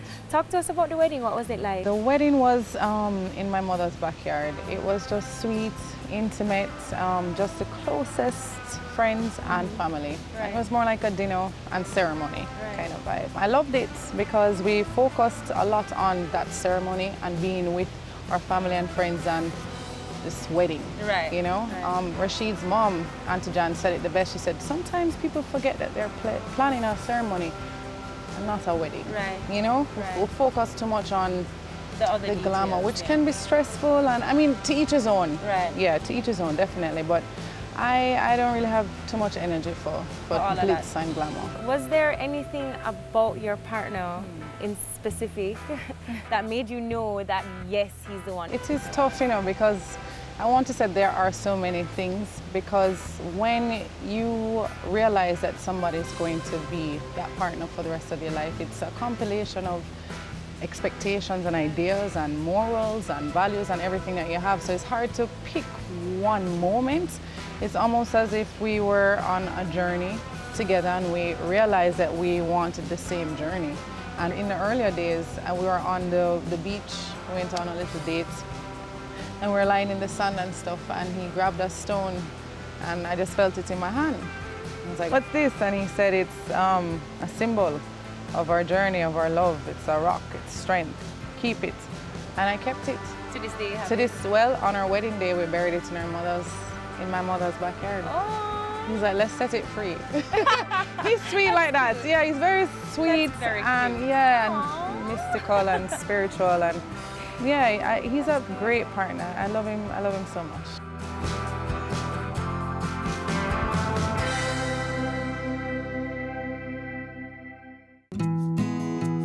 I know you mentioned that your son, he's very good with his stepmom. Yes. How do you do this blended Oh, family gosh. thing? Like, is that easy for you to do? All right, the way I look at it is that my child has one more person to love him, one more person to care for him, one more person to help me. I think that when you have kids, you will realize that they are the point of your reference. Right. And how does this affect your child? You can't think of yourself anymore. Luckily, all of us see it like that, and we choose to embrace our family together and the challenges with our family together as a team, and positively and with love. And I swear to you, Tammy and I talk more than me and Wayne. We are programming, school book, and who have the shoes, and she's just a beautiful person. Yeah. I tell Wayne all the time, like, if it was anybody, I'm glad it's her. Yeah. It's beautiful. I love that you guys have gotten it right. You know? Yeah, it feels right. Yeah. It feels right.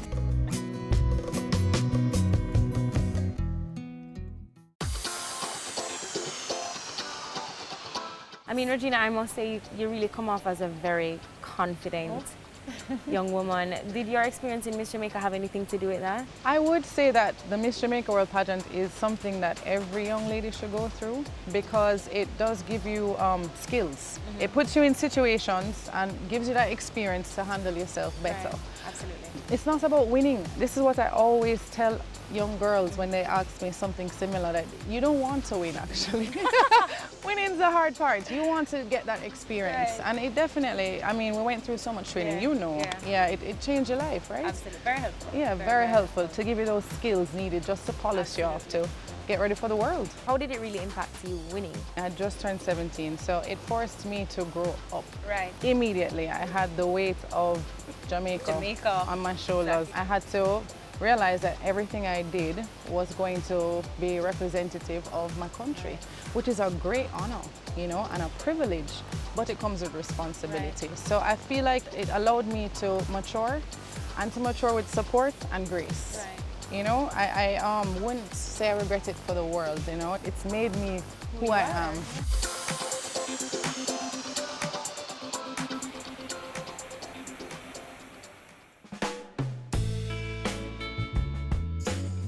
Is there any one thing you can identify that you can say people would never guess about you? I'm not really into going out to parties. Okay. I like chill spots. No, it's true. Nice plug, I Regina. do. It's shameless. I like family, friends, and interacting with people in an environment that's peaceful. Right. I go out because I feel like it's almost a part of how you socialize in Jamaica, or even a part of your job. But whenever I can, I'm not going to be picking to go to the club. Right, exactly. You won't see me there. Yeah, maybe pepper seed on a Wednesday because of old school. Maybe that one place. Yeah, that's about it. I don't know about you, Regina, but my belly's rumbling. Oh yes, food time. And I know Raw is hungry too. Some food. Let's do it. Where's the restaurant? It's down this way now.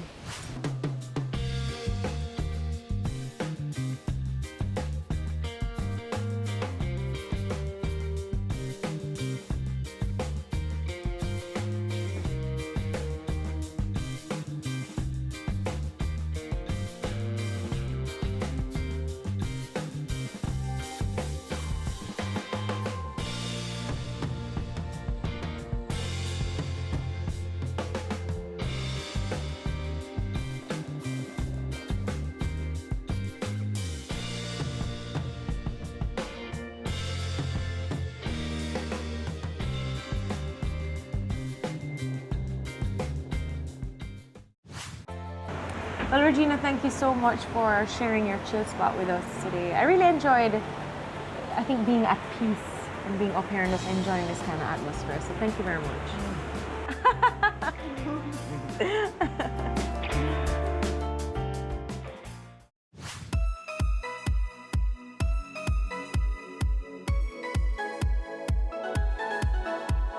I had fun getting to know former Miss Jamaica and newly married Regina Beavers McCollum.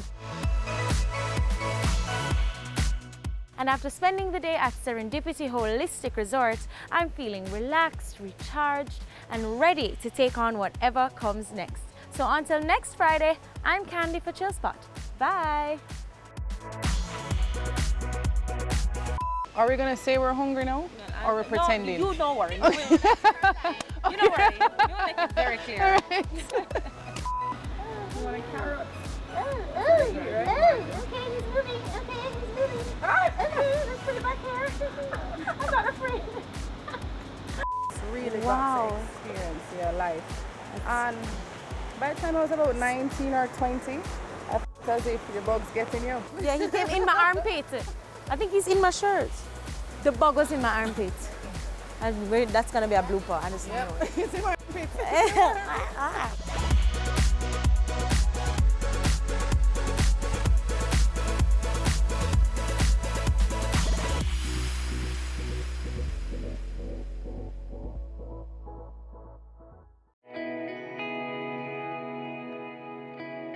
Violence is bad. Violence against our innocent little children is terrible. Pretending not to notice when we know or suspect that a child is suffering is awful and morally wrong. In the words of the great Nelson Mandela, there can be no keener realization of a nation's soul than the way in which it treats its children. Think about that for a second. I have a voice. It's one of my gifts. I intend to use it on behalf of our children. No more violence against our children. Make your move to stop violence against our children right now. No more. No more. No more.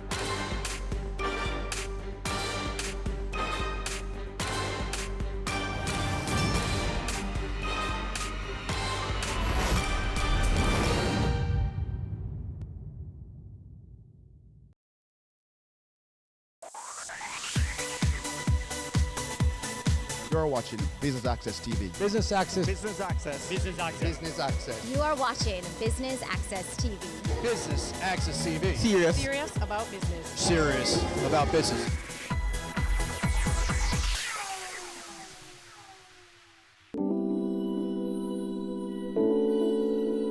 JAMPRO aims to increase the export of non-traditional products and, of course, support the development of Jamaican MSMEs. To that end, they've partnered with the Jamaica Manufacturers and Exporters Association and the Jamaica Business Development Corporation to launch the third installment of Export Max. I'm Theodore Henry for Business Access TV. Stay with us. It is good to be here.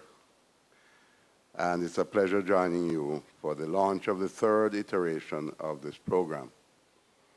This morning's event is a fitting tribute to the industry players and signals a great promise for the micro, small, and medium-sized enterprises and the importance that has been placed on export diversification. This launch seeks to build on the success of Exports Max 1 and 2, which together recorded over $2.2 billion in sales. Indeed, its previous success sets the stage for the implementation of this third iteration, which we are now undertaking on a much larger scale. Let me take this opportunity to commend the JAMPRO on conceptualizing and taking us this far with this program. And let's welcome our new Export Max partners, the Jamaica Business Development Corporation and the Jamaica Manufacturers and Exporters Association. With their strengths, we'll be joining forces to improve and efficiently manage and implement the program.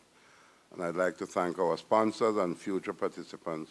You have signed up for a game-changing program that will have national impact.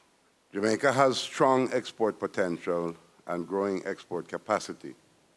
The imperative for achieving greater export performance and thus realizing export-led growth and global competitiveness in our exports as part of the export strategy is therefore of extreme importance as we strive for national prosperity and wealth creation.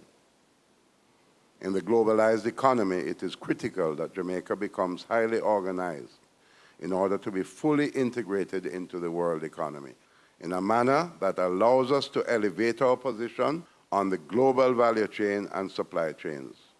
Jamaica has been standing still for too long. Standing still while our trading partners have been taking steps to implement best practices for business and trade-friendly environments. This ministry, therefore, through its agencies, is seeking to attain greater diversification in the export industry by achieving higher value addition in priority tech sectors, increasing the value of non-traditional export of goods through increased volume and higher value addition, increasing the contribution of services exports as a percentage of our overall exports, including our creative industries, and increasing penetration in existing markets and accessing new and emerging markets.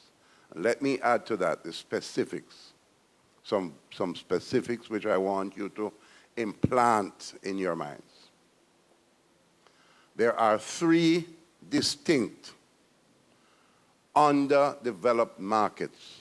Let me just mention what those three are. The tourism industry. Too much of the fresh and processed foods that they consume are coming in on the planes with the tourists. And we have the capacity to supply them. Second, CARICOM. 16 countries in CARICOM. All of them are net importers of food, fresh and processed. Yet, we export precious little to CARICOM, and we have the privilege of exporting it duty-free. And what's the third significant market? The Jamaican diaspora. In Canada, the United States, and England, the market is as big as Jamaica. Somebody from London told me recently that because they cannot get what they want in Jamaica, they import the stuff from Africa and slap a Jamaican label on it. Castor oil, by the way. A lot of castor oil that is now being sold internationally with the Jamaica label on it. The raw material is not from Jamaica. Unacceptable. So as government, we are committed to promoting Brand Jamaica to the world, identifying new trade and investment opportunities in order to spur economic growth. My ministry will continue to work with critical stakeholders to enable them to capitalize on opportunities in the export market, as more than ever, greater focus must be placed on growing our economy through exports. One of the things that the ministry is committed to doing is changing the soft infrastructure that will support the growth of trading across borders. To this end, a few weeks ago, we launched a trade facilitation portal that will house the information about all the various processes that underpin trading across our borders. It is our vision that the Trade Information Portal will be the central source of information that will ensure that if someone is an exporter, or even if they are dreaming about being an exporter, they need only to visit this one place that will provide them with all the knowledge they need to navigate the trading process. On the heels of this, we are also excited about the progress that we are making in implementing a single trade electronic window for the government, which will see all the various government processes integrated into a single online system that will allow for all trade-related transactions to be done online, supported by a robust risk management system to protect the country's borders and its reputation overseas. And so ExportMax is only one more prong in the government's network of activities that will allow for the framework for each and every exporter to experience success, and ultimately for us to achieve economic growth and prosperity in Jamaica.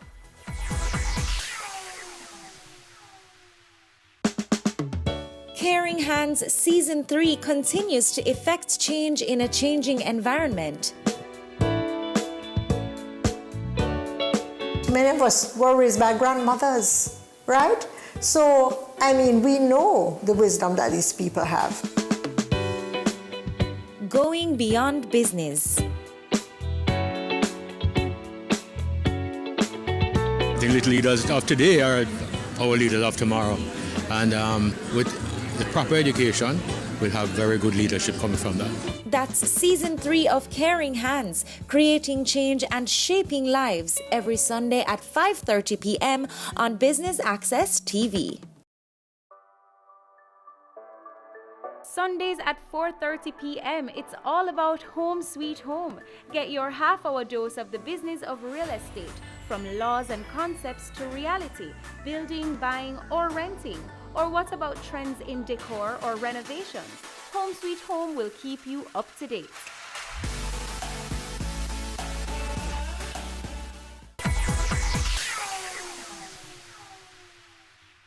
So, welcome. So let me start out by asking Dan, ExportMax, I know ExportMax started within Jampro. Why ExportMax 3 and what makes it different this time around? Okay, thanks Claude, and good morning ladies and gentlemen. We are so excited to be here at the launch of ExportMax 3. Why are we doing ExportMax 3? It's actually one of the programs that I'm proudest of in my time at Jampro. I think that, as the minister said, export is one of our critical pieces, is critical in our lifeblood. It's in our DNA. We have to export. We're a small island nation. We have tremendous products. We need to take them to the world in a more organized, systematic way where we respect standards, we understand the adaptability of our products to market demands, where we understand the markets that we are trying to penetrate. ExportMax is that program. The results that we got out of ExportMax 1 and 2 show what a deliberate program can do, where you start by diagnosing what does the product need to be adapted to market demand, what evolution needs to go on in the company itself. So it's not just the product, but it's also the management that must have the right mindset to penetrate international markets.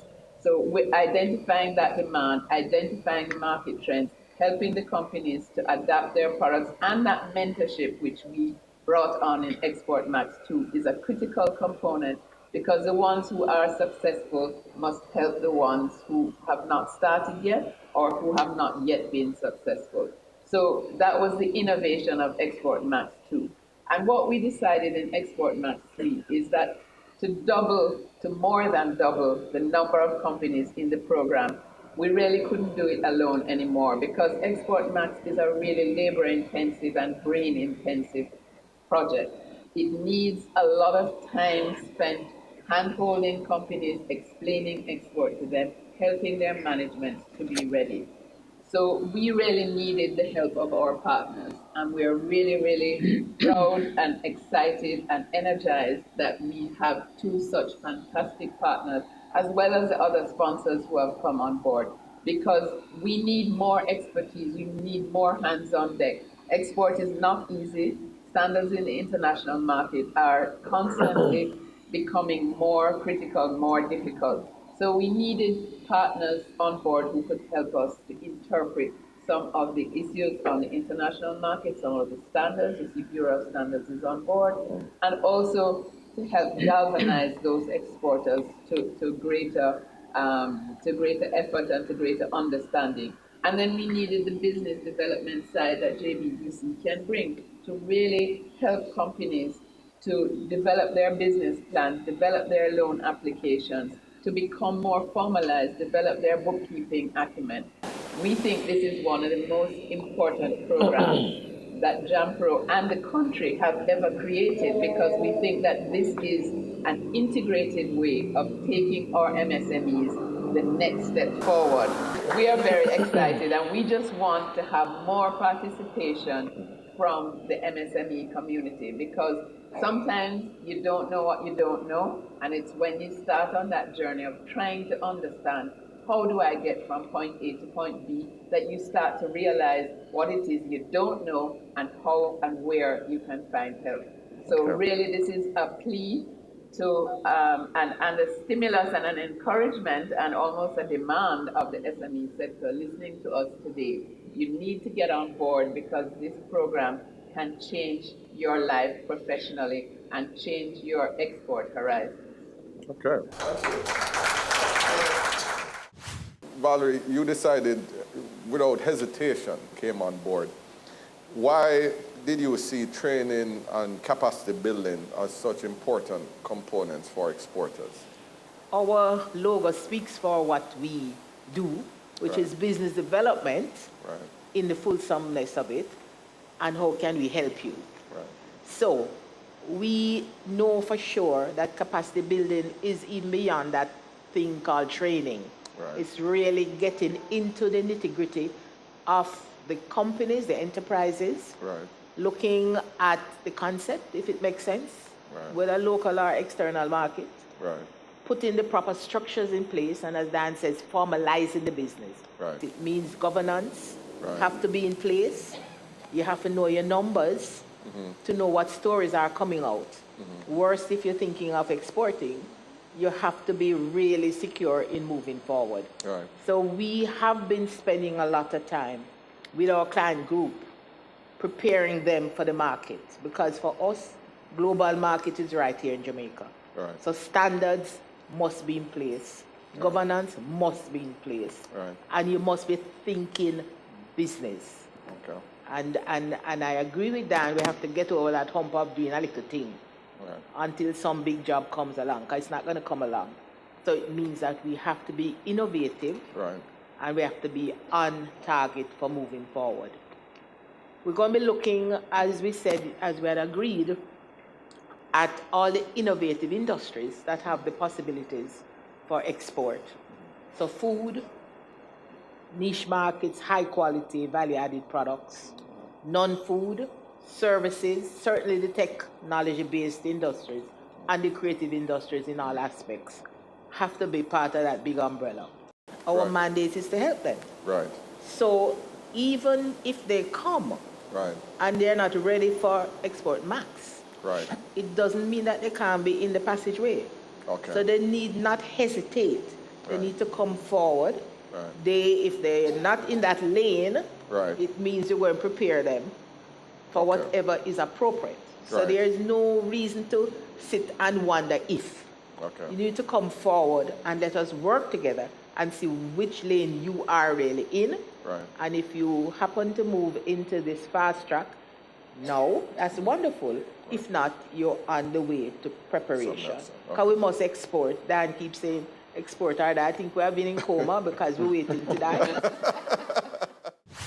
When we look at the program, or we look at life, we always like to say, nobody born big. We all are a product of training, exposure, and experience.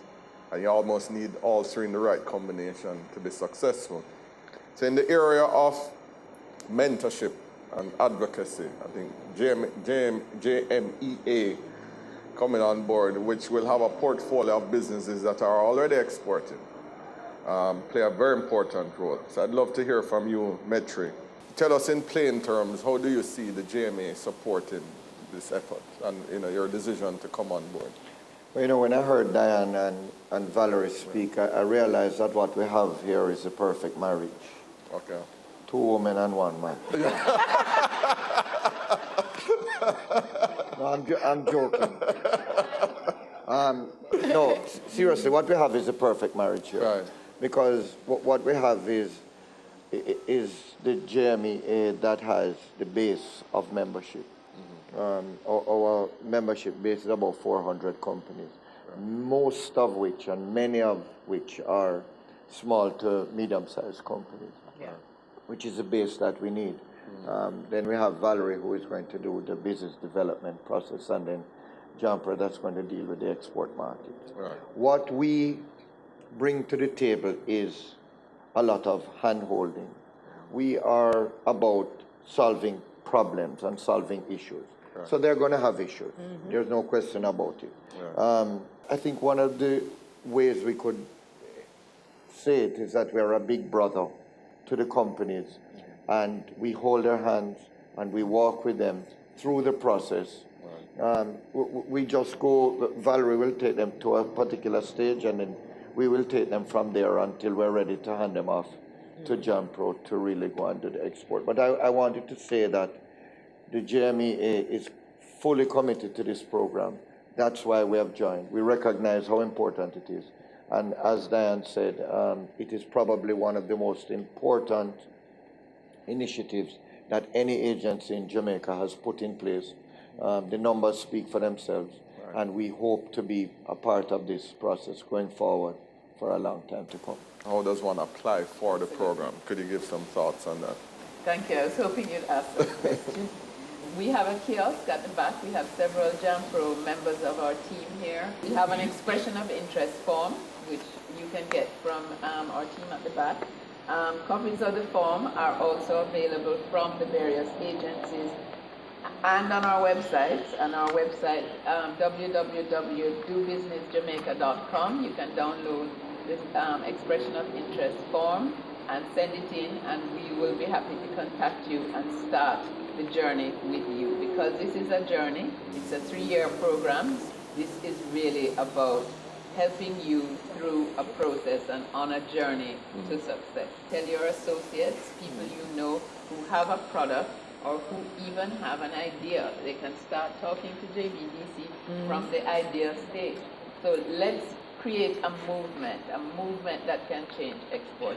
Thank you, Dan. So I'll throw it out. Any final thoughts? This is an example, the collaboration, the example of how we in Jamaica should work together. Right. Because no one institution or person has all the skills, all the information. Correct. And until we start putting the ego behind the door and working together, we're not going to move. So I'm celebrating from JBDC the kind of collaboration that we have agreed to have between our agencies. I think it's a good move, and we know success is down the lane.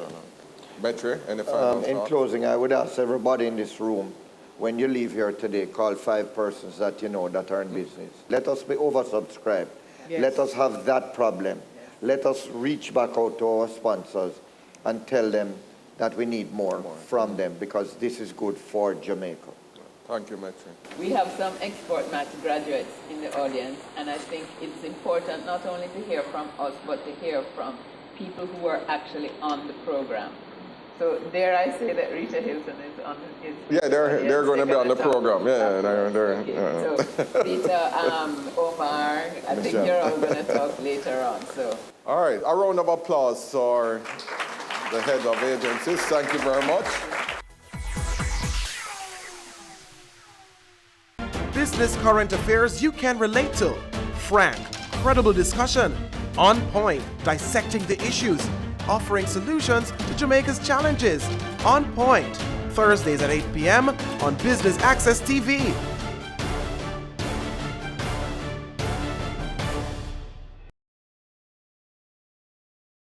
Ready for cable for as little as $100? Ready for no monthly cable bill? Ready for 10 TV channels absolutely free? Then pick up our Ready TV box at authorized stores for $4,500. Hook it up to your TV set, then top it up with Ready Credit for 1, 7, or 30 days. Buy now and get $1,000 free Ready Credit and start watching your favorite shows. Pick it up, hook it up, top it up. Ready TV. Prepaid cable TV when you're ready. Now serving Kingston and St. Catherine. Limited time offer while stocks last. Conditions apply. I'm going to invite some past Export Max participants to speak. Rita Hilton from Carita, Jamaica, and Omar Azan, CEO of Boss Furniture. So in the spirit of ladies first, I'm going to ask Rita Hilton to come and just give a couple of remarks about her experience with Export Max. I think this is a great opportunity. Having benefited from Export Max 2, I'd like to highlight some of the things that made it so important for me and what the results have been like. It was important for me because it allowed me to step into the Caribbean export market. Carita has been in business for 34 years, and our whole business is aligned with exports. We were primarily involved in fresh produce exports, but recently we've been adding value to Jamaican products and trying to build up that component of bringing more value to Jamaica. Now, with Export Max 2, what did I benefit from? Going into the Caribbean market, which I didn't know at all, and I have to tell you that out of that, we have one concrete market which we opened in the Bahamas. And that partner has been so impressed with our output that they have come with a proposal to invest in our company and buy equity into our company. I learned that I wasn't really completely prepared to take advantage of all the opportunities. So if you're going into Export Max 3, come with an open mind. You think you know it, you don't know it. Learn, absorb, and execute. You need to have a partner on the ground in the territory that you're going to be working with that will teach you about that market and the market needs. It's not Jamaica, and it is not the globe. It is a very special type of market, and each market has its own needs. So keep an open mind, learn from the opportunities. What was wonderful is the amount of work that Jampro put in before we went into the markets. And that was the critical success of the Export Max 2. Into every territory that we went, there were buyers available, and it wasn't the underlings that came to the market opportunities. They were high level personnel that came to talk business and to do business. The other thing that I learned so much from is the capacity building. You think you know how to run a business? Well, you don't, because the way you start is not the way you grow and keep on growing. You see all this white hair? That comes from years and years of learning. I started as a high school teacher, and our exports have reached close to $3 million US. And those are sales. That is not money to spend. That's money that you invest back in your business after you've paid the expenses. So don't think that you've achieved success and can drive a Mercedes-Benz. I still drive a pickup, okay? I'll just say that for me, for my company, it's been an amazing experience. The team has been behind. There are times when I wasn't even up to doing some of the things, and they came and sat in my office and said, Omar, listen, we need you to get this thing done.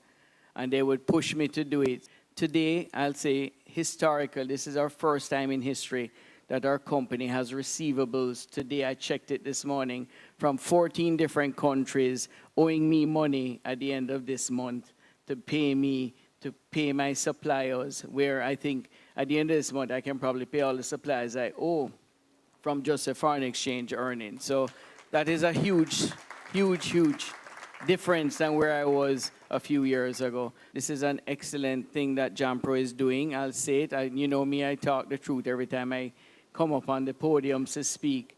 And, you know, we need to just get everybody behind this. Our Jamaican people, our staff in our factories, we need to push our exports to get this country going. Thank you.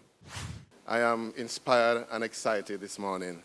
And I want, on behalf of the entire team, JAMPRO, JMEA, JBDC, I just want to say thank you all for coming out and hearing this program and participating in this launch. So we're going to take you into the Caribbean, Europe, and the USA to sell your goods and services and to return with those all-important contracts and to deliver on the promise that you would have made to be a champion exporter. I expect this program will be a positive, life-changing experience for you and your businesses. So where do we go from here? The steps are very easy. We are inviting all business owners here to complete the registration expression of interest form. Following the expression of interest, you'll be required to complete a more in-depth application form. The deadline for submission will be January 30, 2019. Final selection of our participants will be done by March 15, 2019. And by April, MOUs with all the participants will be signed, and that's when the real work begins. But it will be exciting, it will be fun.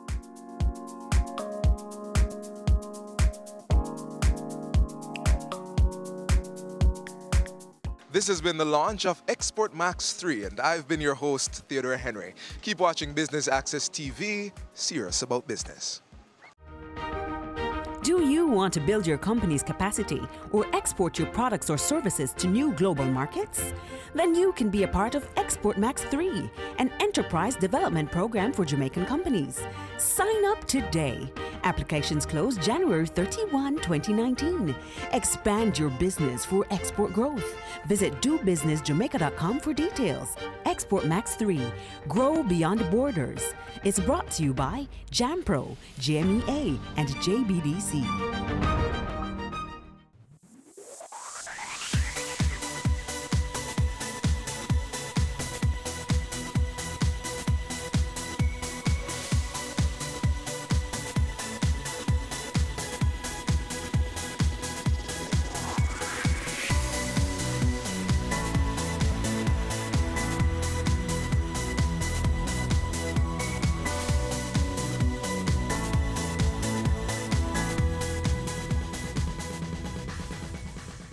Your business matters.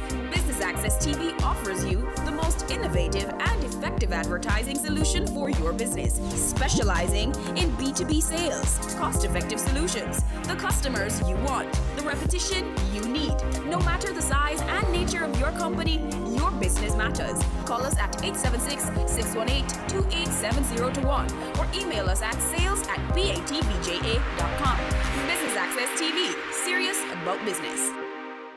They say it takes a village to raise a child, but the world will one day need the leadership of that child. The time you spend with your child matters. It stimulates their minds and shapes the way they act. Talk with your children. Help them to better understand the world around them and to value what is truly precious. Above all, the most valuable gift you can give them is love. Play, talk, teach, love. Take the time. It makes all the difference. A message from the Parenting Helpline and Ad Council Jamaica.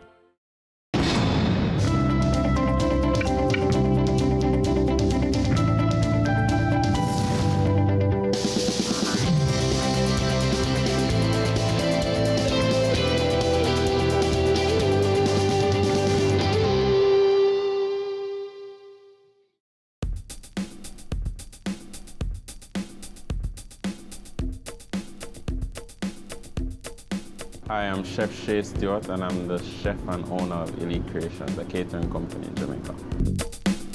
I started this company essentially after not really enjoying working for people, and wanted to, pursue my own goals in the culinary field. I thought I had a lot to offer. I thought I was very, new, exciting. I had a lot of creative ideas, and I felt compelled to really jump off in the water to see if I would swim or, drown, as they say. This is where the madness happens. This is the kitchen at Ibex Global. This is where we do 700 meals a day. Elite Creations is a catering company. We do food catering. We also do bar services. And it came about essentially, I have a few family members and that put on events, namely a Philip Palmer, who back then he did a party named Osmosis. And I thought that I could come on board and do some food for the VIP area that he had. And I don't know, I guess it's just one of those traits of an entrepreneur when they feel compelled to do something. And I just went for it, and I guess the rest is history, as I say. Recently, we've expanded into doing like rentals of furniture, bistro tables. So ultimately, my goal for Elite Creations is to be a multifaceted company where it's basically a one-stop shop for an event that you want to do. So we could bring in lighting, stage, trussing, TV screens, all the elements that come together to make one event. I cater to foodies, I cater to people that want to eat the best food, So from secular events as like I did Sunrise Breakfast Party, I've done the whole Dream Weekend thing in the past, to corporate events such as Sagicor staff parties, Digicel, NCB, Scotiabank. I've done a dinner for people that want to propose to their loved ones. So the list isn't really subjected to any one person. I've been on my own for probably about 6 years. I left my previous job. I was with Max Chop House. I've done stints on the hotel on the North Coast. I've been at Cafe Aubergine. And as I said, it's just the feeling of pursuing your own goals, of having growth and being accomplished, self-actualization. And one of the primary objectives I feel in my life is to be my own business owner. This is my staff, Biggs, we have O'Shane. At Countryside, we have a kitchen that we currently run a canteen where we feed approximately 700 meals a day, Sunday to Sunday. I also can operate a mobile kitchen to feed up to 2,000 people. So between the two, we kind of bounce around depending on the event, depending on the style of the execution. Also depending on the client's requests, we kind of, jump around and do what we have to do. This was currently my restaurant, Shays at Countryside. Subsequently, the property has become into an international call center where, I'm operating a canteen now where I said I feed over 700 people a day. So it kind of fell in my lap. It's a very convenient location. It's in the heart of Harford-Tree, and it has helped in my growth.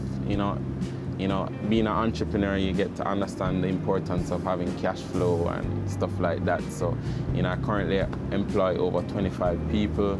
So, I think I'm on my way to not only competing and having my own goals, but I think I'm contributing more to Jamaica. Well, funding for me was basically a step-by-step growth of me taking my time and taking one step at a time to basically build myself. I haven't really gotten any funding from any outside persons, so everything I have is basically what I've done thus far and building a solid foundation to kind of grow step by step. The money was initially used to buy the essential equipment that I would need at any given time. So what my philosophy is, for every event that I do, I can at least buy one piece of equipment, for me to move on and further expand what I have. So whether it's a spoon to a convection oven to a fryer to having a truck to move around, everything has its place, everything has its importance to, growing your business. Profitability is definitely there. With every business, I've experienced ups and downs. I think my first reason of being in this business is the love and the passion. I mean, a lot of the times, you know, you feel to give up because you feel like the amount of work that you put in, you're not making enough money. But I really love and enjoy what I do. I'm very passionate about it, and my philosophy is put in the good work and the love, and the money would always come, you know what I mean? So I've been very blessed. I've been on my own for 6 years, and, you know, in a very tight economy, a very competitive economy, but I've still been able to keep my head above water, so, you know, I give thanks for that.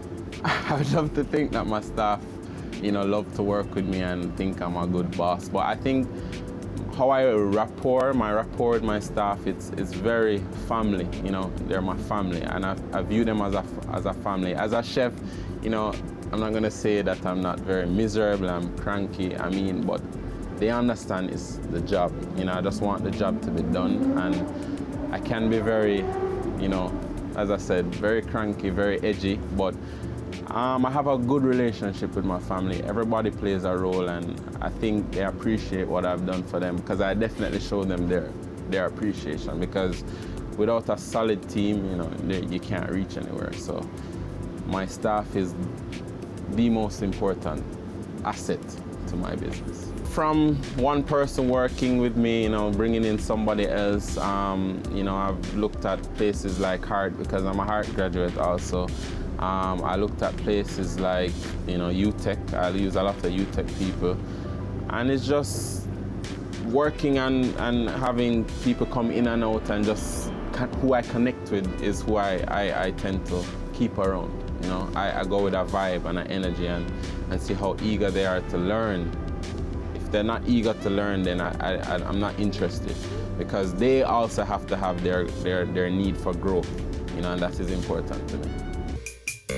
I think the culture is very, as I said, family oriented. It's very, you know, it's a big emphasis on teamwork. And I think we're all hard workers. As I said, I try to, you know, employ people that have their own ambitions. You know, I have to remember that I started working with someone too, you know, and I was very fortunate that none of them tried to hold me back.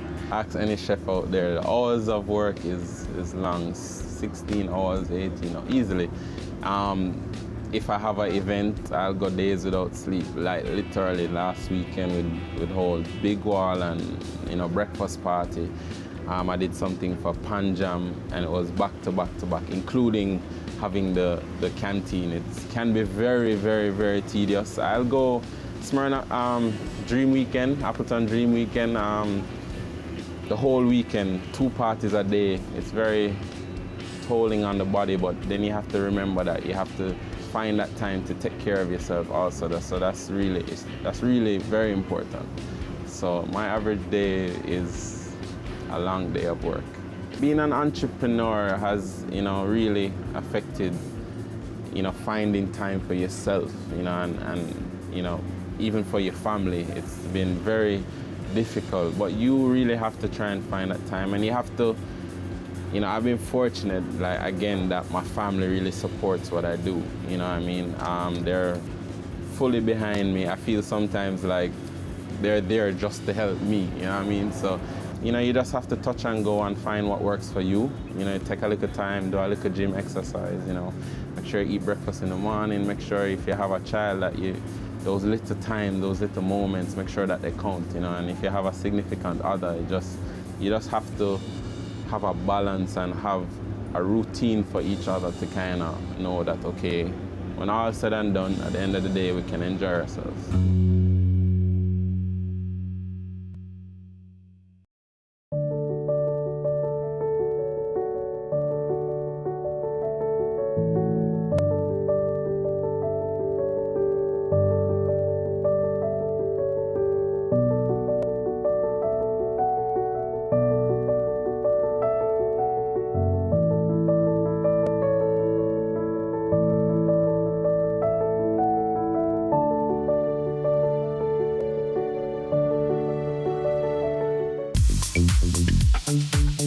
All right, so this is where we serve our packaged lunches to the call center agents. So today we're doing like, you know, traditional Jamaican food, roast chicken, stew peas, fried chicken. The challenges that I've faced primarily has to do with, you know, the economy really and how much business that I'm able to acquire. We also do sandwiches and fries and stuff and deli items for, you know, those who are on a break and they don't want the heavy lunch. My challenges are really tied with how much I feel that I need to grow, basically. So, you know, if I don't feel that I'm growing as much as I think I should be, you know, my aspirations and my goals, if they're not being accomplished on my timeline, I kind of beat myself up sometimes. But, you know, you just have to push on through and really have a tunnel vision. I tell everybody that, yes, I know I have competition, but not to say that I don't worry about them, but my core thing is to just do what I am set out to do, you know, and I think everything else will fall in place. Being new in the industry is also a challenge sometimes. People don't have the confidence to really say, okay, can Shay do this? I remember even my own cousin was like, asked me repeatedly, Shay, you sure you can manage it, Shay? And I had to prove myself. A lot of young entrepreneurs, a lot of people in the workforce that are just that, you know, will definitely have those challenges. And, you know, you just have to make sure that every time you do it to the best of your ability. You know, the worst opportunity could be your last opportunity. You know, I cannot, as a chef, lapse any at all. If I have one event and somebody's sick, you know, that could be my last, you know, so every opportunity has to be treated as the last opportunity, so you have to do it to the best of your ability. But preventing mistakes, I think one step ahead. Before an event, I think of everything that can go wrong and I think of a solution, even before it goes wrong. So I know that when it goes wrong, I have a solution for it, and I'm very keen to knowing that, okay, something may go wrong. I'm never take things for granted. And another thing that is very important in managing mistakes is allocating a lot of time. You know, so, you know, as I say, what can go wrong will go wrong. So if I need to be somewhere logistically an hour before, I go 2.5 hours before, because I know that time will help me overcome any mistake that I may buck up on. Failures has definitely been an enemy of mine. I mean, I think any business person has to go through a certain amount of failures to be successful. It is very crucial because it's a learning experience. And and it goes back to what I said about time. That was a big learning experience for me, where I had an event in country and I was doing breakfast, lunch and dinner for this family fun. It was a business fun day, and you know, I did not allocate enough time, and you know, I reached late, start off bad, and it was just like a snowball from there. And that has taught me that I have to not take time for granted, and it's very important not to take time for granted. New ideas generally come to me. Sometimes I just find some time for myself and I just think and I just wonder, and it's like they're just sent to me. I mean, I think that's one of my, I guess, talents, that I'm always thinking of something new, something exciting, something different that I can do to kind of keep myself relevant, you know, because that's very, very important in this industry with so many competition. Always trying to reinvent yourself, always try to do something new, always try to keep a fresh perspective and keep that passion alive is very important. Building a successful customer base is very, very important for my industry. Having repeat clientele is also, you know, very, very important. You know, it's very important for you to do the job good or do the job right, because that's how you build your customer base. You want them to always believe in you. You want them to feel that, okay, I hired Shay, so I don't need to worry about that. You know, the job is done. And that is because, you know, I take my job seriously. So I make no mistakes, or if I do make no mistakes, my client doesn't know about it, because I know the next best thing to kind of overcome that mistake. So, you know, having having your client believe in you and know that if they hire you, the job is done, and the job is done better than anybody they think they can do, is very important in, you know, building a successful client base.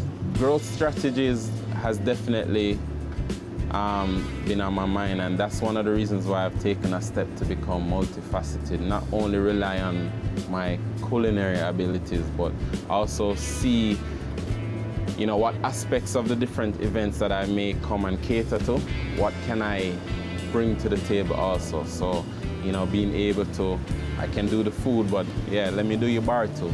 You know, I can do your bar, but let me rent you the glasses. You know, I can rent you the glasses, but how about some lighting? So stuff like that, being multifaceted is definitely a very important thing for me, and having something tangible, you know, like, as opposed to not letting my company rely on solely on my talents, you know, having something that I can offer other than my cooking, you know, expertise, or even me, you know, have someone being able to execute something for me, which is where I'm kind of transitioning to become now. Marketing my business, you know, I have a publicist, you know, Joni. She really helps me.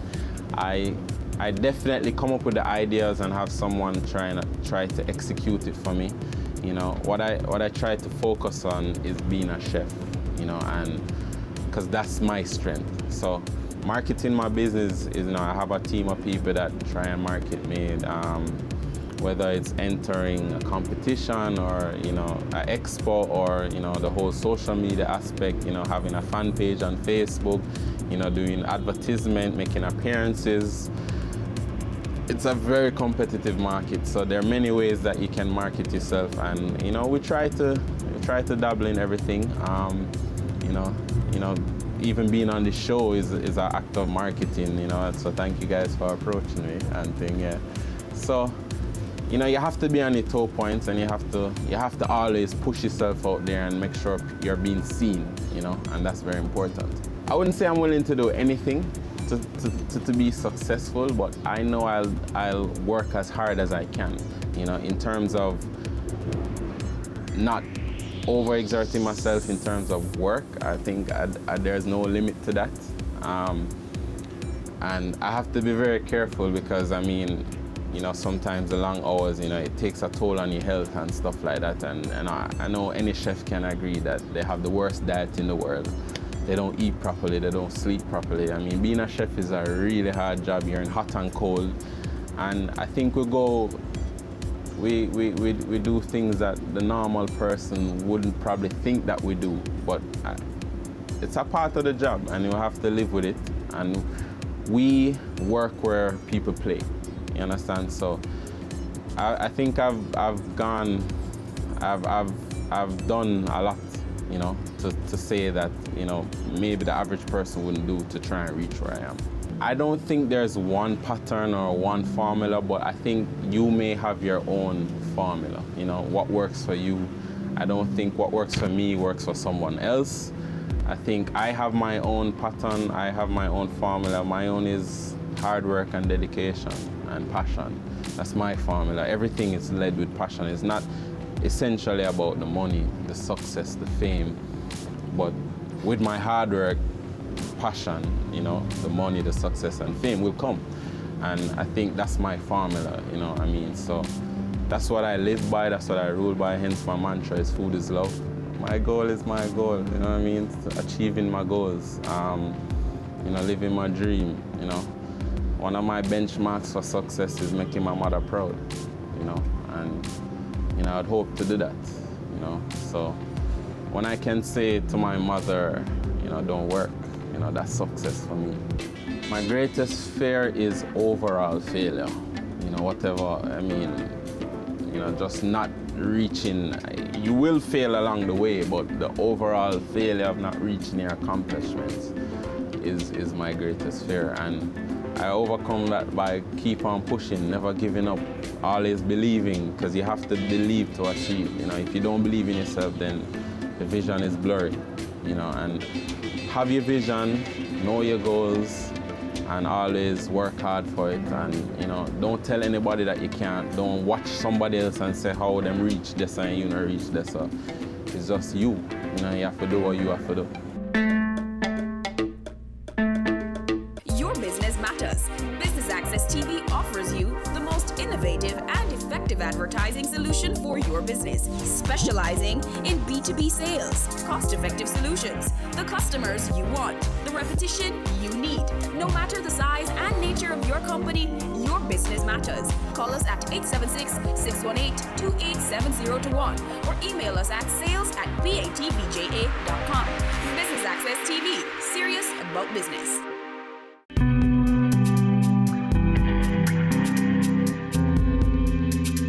Motivation comes from wanting to have a solid future. Motivation comes from wanting to stop working hard and enjoying your future. You know, motivation comes from, you know, wanting to set a solid foundation for my son. You know, motivation comes from, you know, wanting to make my family proud. You know, motivation comes from being happy. So, yeah, I find my motivation all around me. Motivation comes from wanting to make your country better, you know. Like one of the things that I hate to do is drive on the road and see somebody begging. Like, I hate that. Like, why? You know what I mean? So, if I can help somebody because of my success, that's a part of my motivation. My greatest inspiration, you know, is obvious, is my mother. I mean, you know, I love her to death. She has really, I mean, I've never, and it might sound cliche, but I've never seen anybody that's so supportive. You know, my mother has supported me. You know, she suggested that I should go to Heart Runaway Bay and become a chef. You know, when I did an associate's degree and I couldn't find a job, and you know, I mean, nothing bothers her. You know, she's behind me 100%. You know, she corrects me when she knows I'm doing stupidity. You know, she guides me. You know, she's a friend. You know what I mean? So my mother is my main source of happiness. You know, I really love my mother. My favorite aspect of being an entrepreneur is not having the limitations. You know, being able to express yourself, being able to do what you want to do or do what you need to do to achieve certain things. You know, setting your own goals, employing people, helping people. You know, that's what I love about being an entrepreneur. Some people think that, okay, you know, you can set your own time and you can go on vacation when you want, but I think it's even harder. I think being an entrepreneur is harder than working for someone when you have a set pay and you know how things going to run and you can schedule. And, you know, being an entrepreneur, you have to be on your toes. You have to expect the unexpected, you know, and I live for that. Some of my successes, I attribute it to, you know, again, the hard work and dedication, my support base, my family, my staff. You know, I have a great team behind me.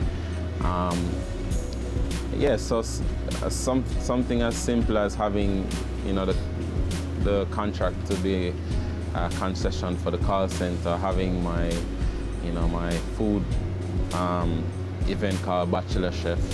I don't think I'm satisfied. You know, I want more. I've never reached my goal. My goal is, you know, to be bigger than I am today. You know, so it's a continual growth. So satisfaction hasn't been reached as yet. You know, I want more, as I said. But I give thanks, you know, and I appreciate where I am today. I know it's a lot of hard work, and I know that I have a foundation, you know, and that's what is important to me. So I know at the end of the day, I always have something, and I have a goal, and I have a talent that I can rely on. My hobbies is a football, man. You know, I love to play football with my friends. You know, I try to do that at least twice a week. You know, just chilling. You know, spending time with my son, with my family. You know, I need to have more hobbies, I think, because I need to find more time for myself. But, you know, I have a few hobbies. I like to play dominoes. I like to go out. I actually like to go to parties because I'm normally working at parties. So, yeah, that's some of my hobbies. I think my life is so entwined and tied to my career that I think everything positive with my career is happiness for me. So for right now, it's my goals, you know what I mean? It's ambition, it's reaching where I want to be, and that brings happiness to me. You know, when my son smiles too, happiness. When my mom's happy, happiness. You know, my family's happiness, you know. So the ultimate happiness is when I see what all my hard work has paid off to be. A lot of sacrifices have been made. I mean, you know, as simple as not being able to spend as much time as I want with my family, with my friends also, you know. I mean, at one point I started when I was 19, you know, so, you know, when my friends would go out and enjoy it, I had to be working because I know where I wanted to be. You know, as I said, you know, I've had in the past where, you know, family members would pass and I can't go to a funeral, or I can't go to my brethren's wedding, or, you know, I can't even vacation. I have a sister that lives in New York and I would go every year, you know. All of that has been omitted out of my life, you know, because of my career. But, you know, I love what I do, so I think the sacrifices were well deserved, and I know I'm doing it now that I can enjoy my life later. Future plans for my company, as I said before, I think sky is the limit. I want to, you know, go into more things. I'm really passionate now about, you know, the whole rental business. You know, a lot of events need, you know, different furnitures, you know, the whole screens and stuff. I also have a musical background. My father is a producer and a sound engineer, so, you know, I've been dabbling in a little music, artist management, stuff like that. I have a passion for music. I think it's in my blood also, and I think there is a stark, well, not a stark, but there's a great comparison with music and food. You know, you have different instruments that come together to make one sound. You have different ingredients in a pot that come together to make one dish.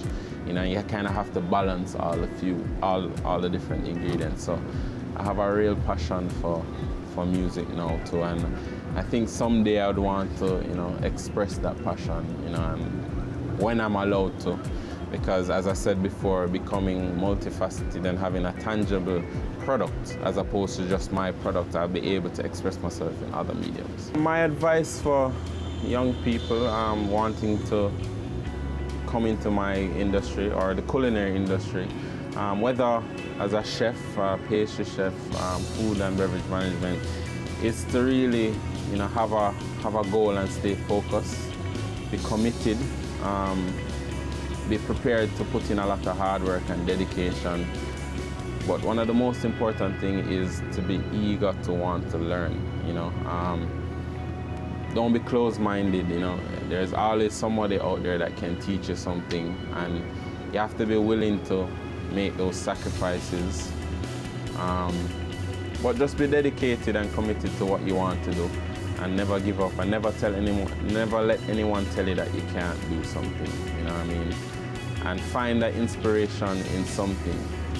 Find a role model, you know, look up to someone and have a direct path with someone that you want to be like. There's nothing wrong with wanting to emulate somebody. You can emulate them and then put your own feeling and twist to it.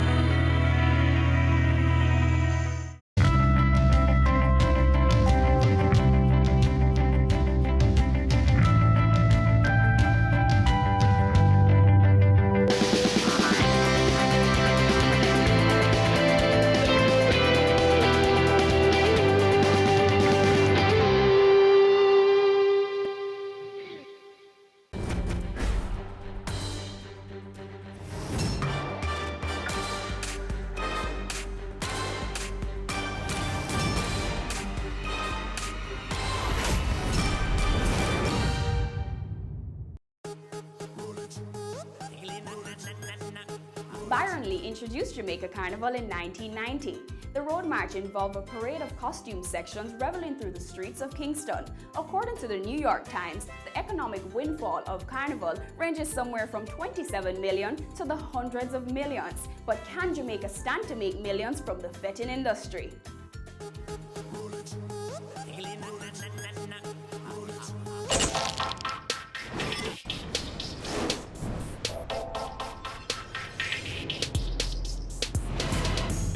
The chaos of creativity meets the stricture of structure on Business Access TV's Cameo.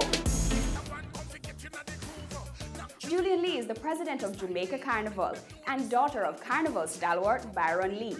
He is best known as the founder and band leader of the Dragonaires, which played a crucial role in bringing Caribbean music to the world.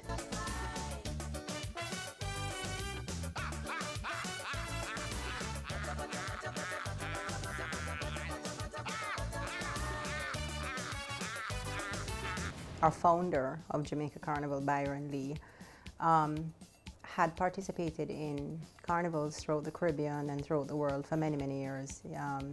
He was first exposed to it in the 60s. And he always had a desire to see this genre of music being played in Jamaica. He really fell in love with it because of the brass section and the bass in it. And it just kept pulling him further and further into that format of music.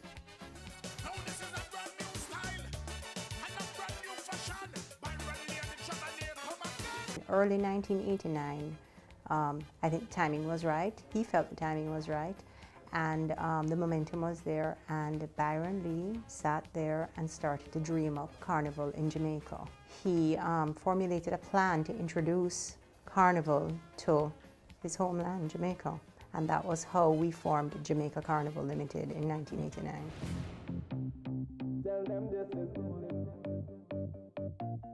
Tell them this is our time. Throughout the years, as Jamaica Carnival grew and the facets expanded, I guess more responsibility was placed on the 4 core people that ran it, which was my father, my mother, myself, and my sister.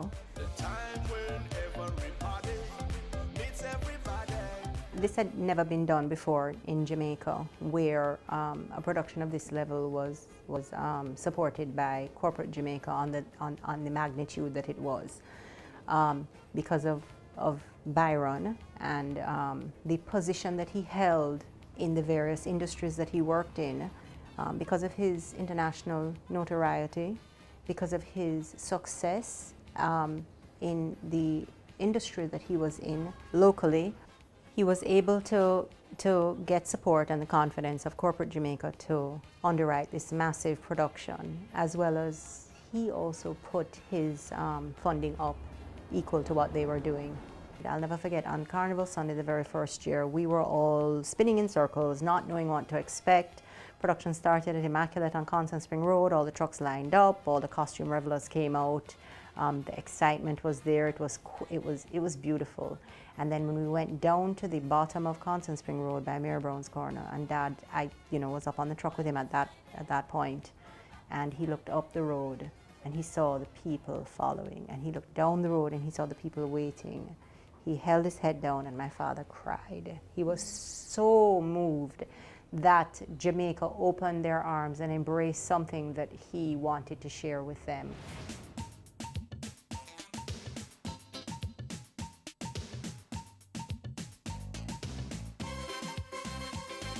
Byron Lee's vision, if you understood what he was trying to bring to Jamaica, you will realize that that was just part of the fulfillment of what he wanted to see.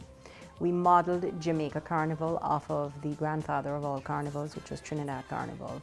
And in Trinidad, you have a national carnival committee that is partially influenced by government, as well as various people that have interest in this boom in the economy during this period of time.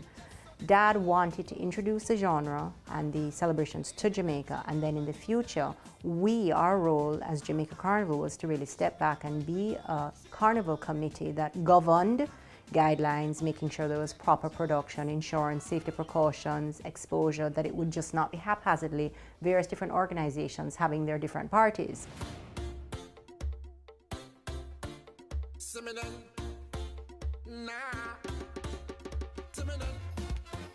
It was fulfilling Byron Lee's vision that Carnival would eventually reach a stage where Trinidad Carnival was, with many brands operating in the season with their various events, which would generate revenue, income, interest, excitement, tourism, all the different areas that he was interested in seeing grow in Jamaica. So we're a little disappointed because we had expected at this stage that for there to be 25 years later, 5, 6, 7, 8 brands operating during the carnival season, but we do think that the 2008 state of the world economy had a lot to do with that, as well as the momentum slowed a bit when he passed away, because he was the pioneer and godfather and loved by the nation.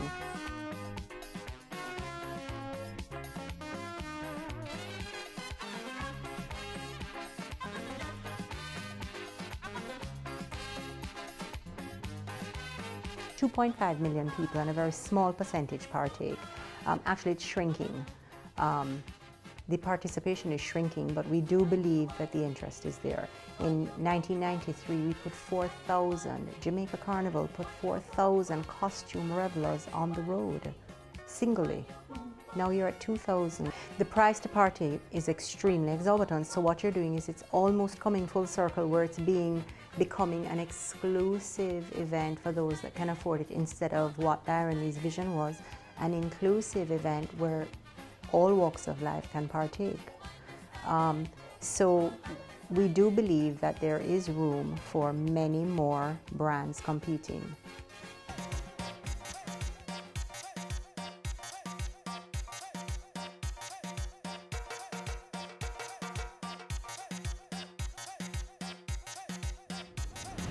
It's going to grow organically. I am promising you this, and you can mark my words. In 3 years, we're going to be seeing several thousand tourists coming in for soca. And that cannot be stopped.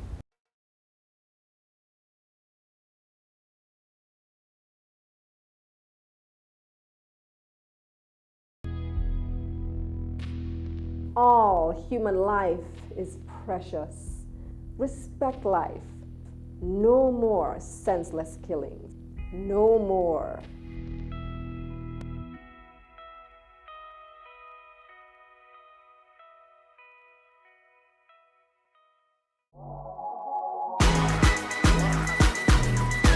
The Good Life, your trusted source for useful health and wellness information, lifestyle tips for the mind, body, and soul.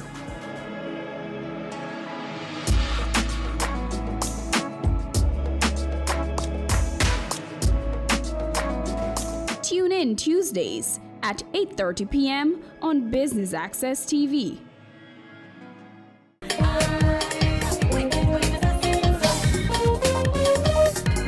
Jamaican Carnival has paved the way for complementary industries to thrive. Soca parties have grown in popularity, and Carnival packaging services are now available for those unwilling to do it alone.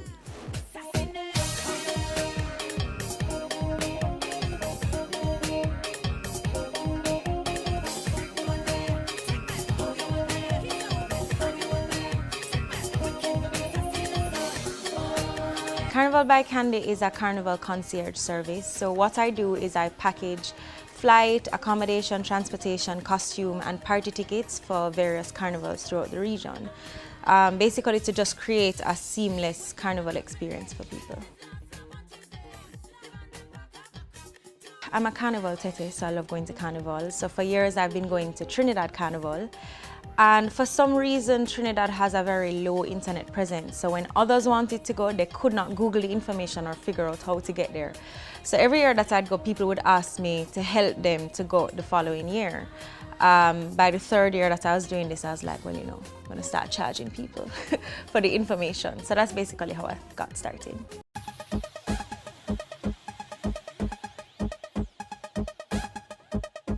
My business model is basically packaging the 5 services and selling them like that. So we have different levels for each carnival. So we have like an economy package, and then like a standard package and a premium package that you can buy into for each carnival.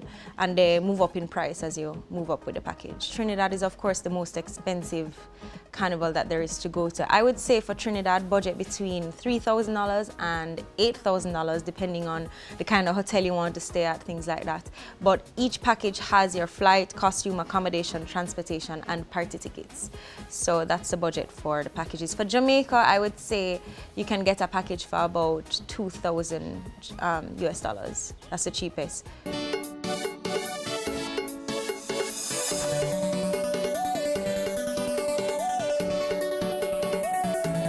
It's been going really well. The first year that I did it, I got about 50 people going to Trinidad Carnival. And then when I actually started doing it as a business for profit, I got about 270 people going to Trinidad for Carnival. And it's only this year, 2015, that I've expanded to doing other carnivals like Jamaica, Cayman, and Barbados.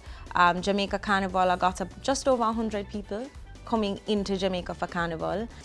I think what makes my service unique, apart from customer service, of course, which we pride ourselves on, is the fact that I make it so easy for you. In order to get party tickets in Trinidad, you have to know somebody on a committee. It's not like Jamaica where you can just stop at the gas station and pick up a ticket and go to the event. In Trinidad, the events are very exclusive, so you'd have to know somebody that's on a committee to get a ticket. I'm on every committee for every event in Trinidad. That's the first thing.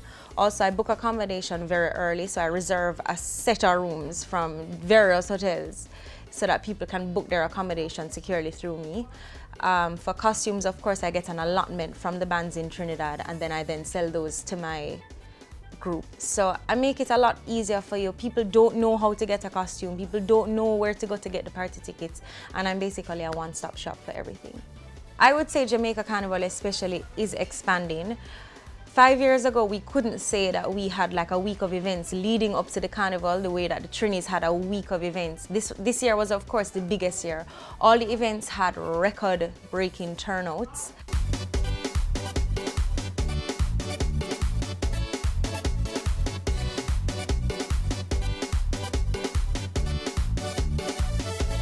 Well, for those who want to participate in the carnival and find the costumes to be a little bit too expensive, there are t-shirt options, especially for Jamaica Carnival.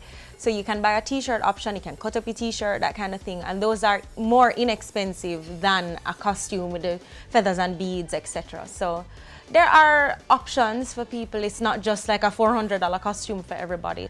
One of the biggest misconceptions of Carnival is that it is seasonal. Carnival is not seasonal because there's always a carnival going on, whether it be Trinidad, Jamaica, Cayman, Miami, Barbados.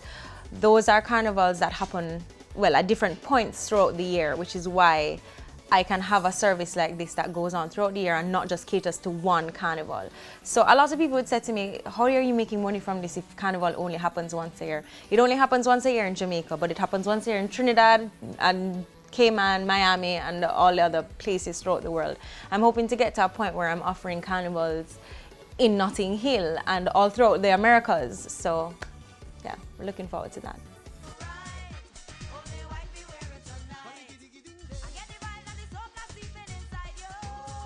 Marlon Campbell has been on the party promotion scene since 2006 and last year decided to venture into carnival parties with Glow.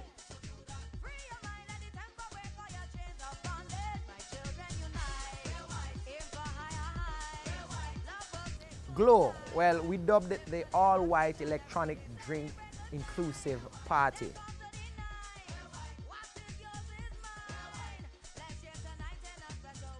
Now, well, it's a soca party, definitely. You might get a toops or something else, but it's mainly soca. It's probably 95% soca, all right? The idea is, because Glow, the whole concept of Glow has been around. Alison Hines and David Rudder have a song, I think it was in 2000, you know, come here with the glow, everybody, you know. White we're wearing tonight, and it's all about putting on that all white, and under those black lights, it should really look good. And we decided to make it drink inclusive, so it's, you know, you don't have to worry about your money, just pay a one fee, come in, have off, and we get the very best in soca, in our humble opinions. I got my start at the UWI. I was carnival chair back in 02 to 03, and then I was in charge of entertainment on a whole 03 to 04, so UWI Carnival and all the various events. That's where I kind of cut my teeth as such in terms of organizing events and you know, making the necessary links and all.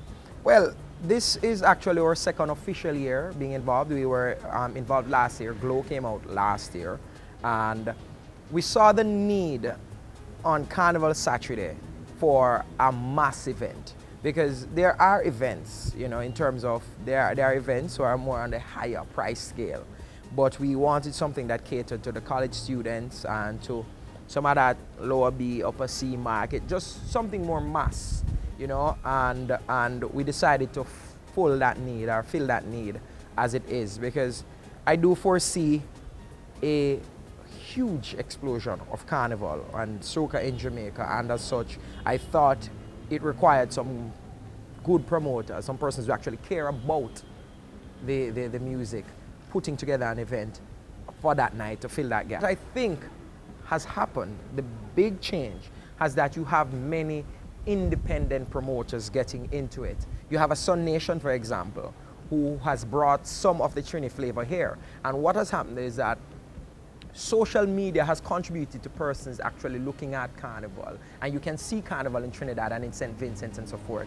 And the friendships that have been forged via our music, you know, our DJs going over there and doing some collabs, their people coming over here and doing some collabs, that has helped.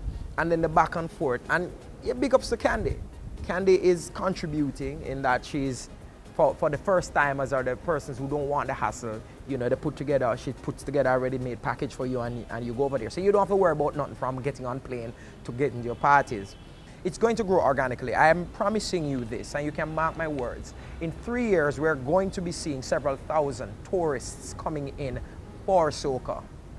And that cannot be stopped.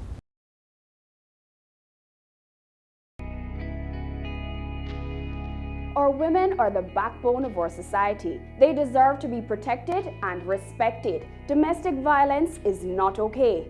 Speak up and speak out. No more violence against women.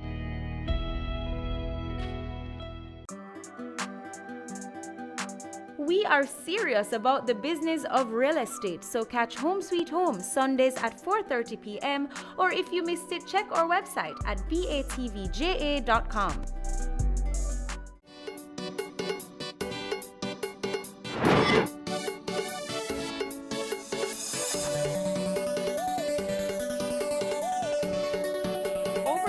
Carnival makeup has become a big trend, with consumers spending the extra thousands of dollars to glamorize for the road. Kimberly Patterson is a professional makeup artist who talks to us about Carnival Day makeup.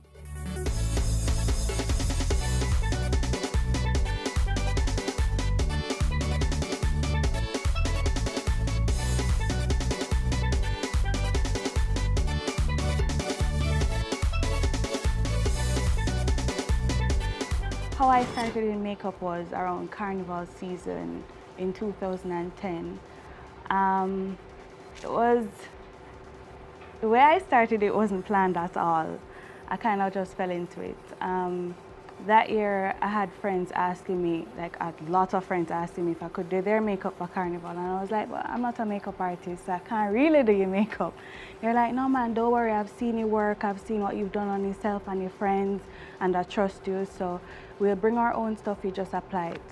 And I just gathered a little team, my sister, my best friends, and we just, based on what we implemented, the way how it worked, I figured, okay, well, if I keep doing this each year, maybe I'll get bigger. And I really liked it that day. It was a smooth flow and everything, and it just took off from there. I decided to get certified, and then from that, networking began, and this is where I am today.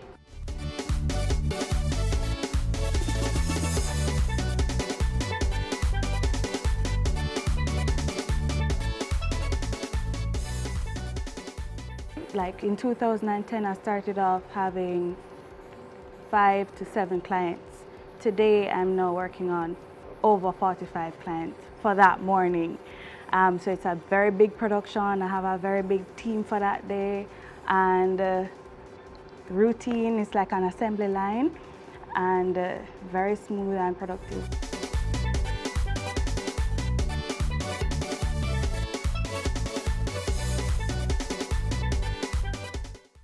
For Carnival makeup, I would say people generally charge from $35 US to $70 in Jamaica.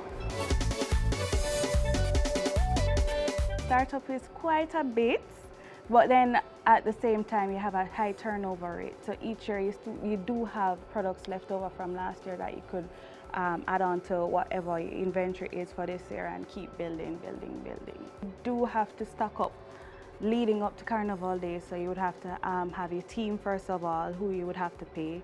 Then you would have your lashes, your rhinestones, foundations, etc., etc.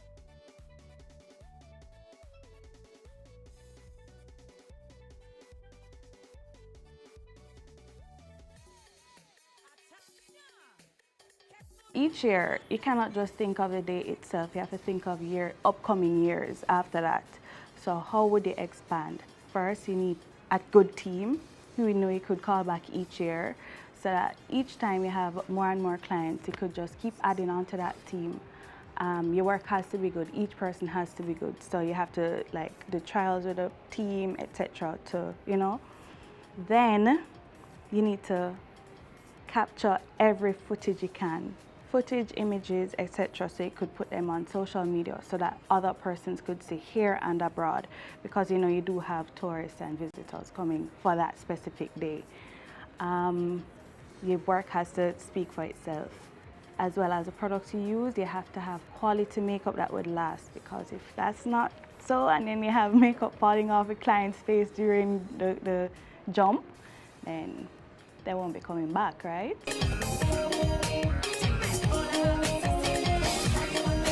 I approach Carnival Day, Carnival makeup from a business perspective as well. You have to have it flowing smoothly. So first you walk in, the client walks in and she is introduced to the team and she's offered drinks, snacks or whatever. Then from there you would have the person sit and wait to be called for foundation. So you have I have a little team working on foundation. That's about 3 to 4 girls. Then from there, she will go on to eyes details. So the eyes, rhinestones, lashes. And then from there, she would go on to lips and other details that would be necessary to complete the makeup. And then that's it. We try to keep each person there through that line 15 minutes max and out. You would have to have people booking from the previous year. So from end of November to all the way up to Carnival, you have people calling. So one of the biggest challenges, you have to keep thinking of ways to take those people instead of having to turn them down every year.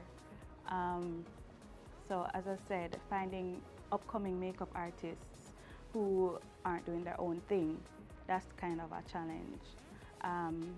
And you also want to have your work speak for itself on Carnival Day, so you can't have anybody on the team bringing it down. That's basically the challenge for me.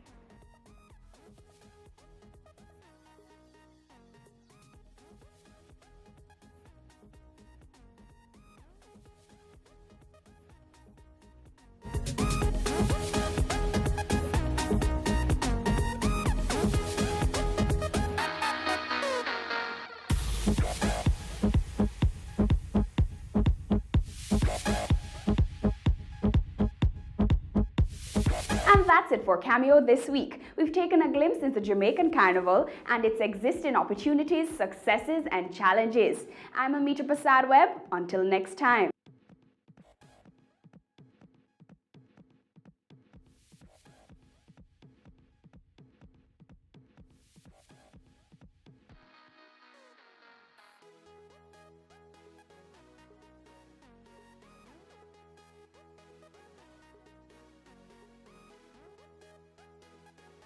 Ready for cable for as little as $100? Ready for no monthly cable bill? Ready for 10 TV channels absolutely free? Then pick up our Ready TV box at authorized stores for $4,500. Hook it up to your TV set, then top it up with Ready Credit for 1, 7 or 30 days. Buy now and get $1,000 free Ready Credit and start watching your favorite shows. Pick it up, hook it up, top it up. Ready TV. Prepaid cable TV when you're ready. Now serving Kingston and St. Catherine. Limited time offer while stocks last. Conditions apply.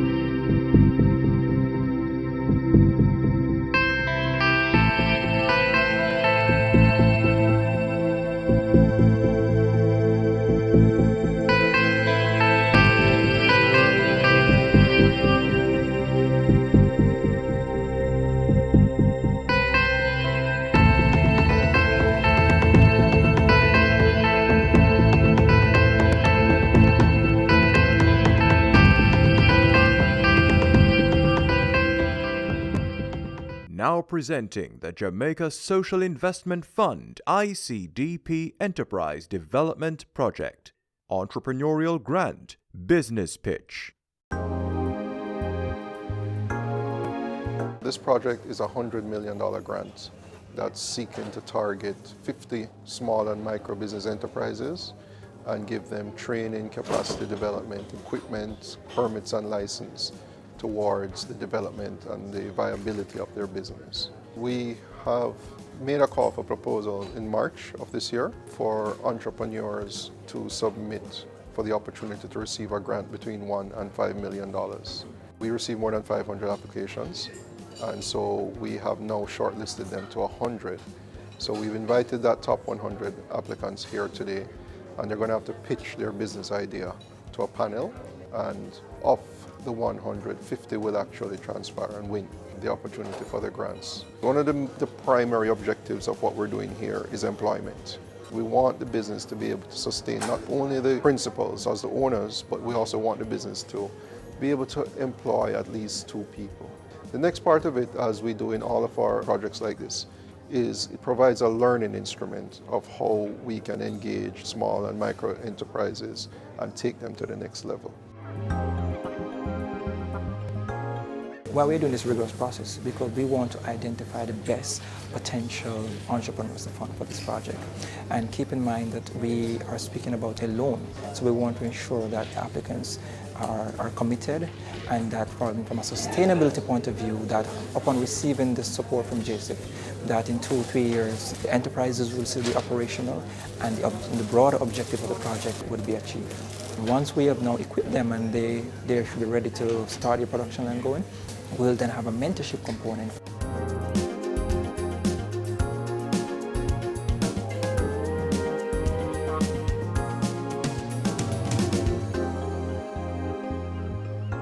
It has been a very competitive process. Jamaica is filled with persons with drive and passion. We're expecting that the best will be selected. And then for those who are not successful, we are also hoping to link them to other providers of services, because I'm telling you today, from what I've seen, it is an excellent, excellent, excellent opportunity.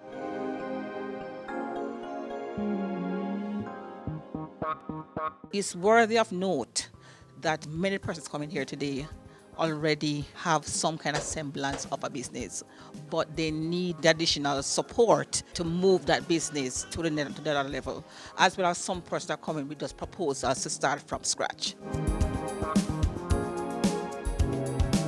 On behalf of the JSIF, we want to really thank the DBJ and other partners from UWI who came to be part of the panel, and just to remind you that the JSIF is here and we're investing for community development.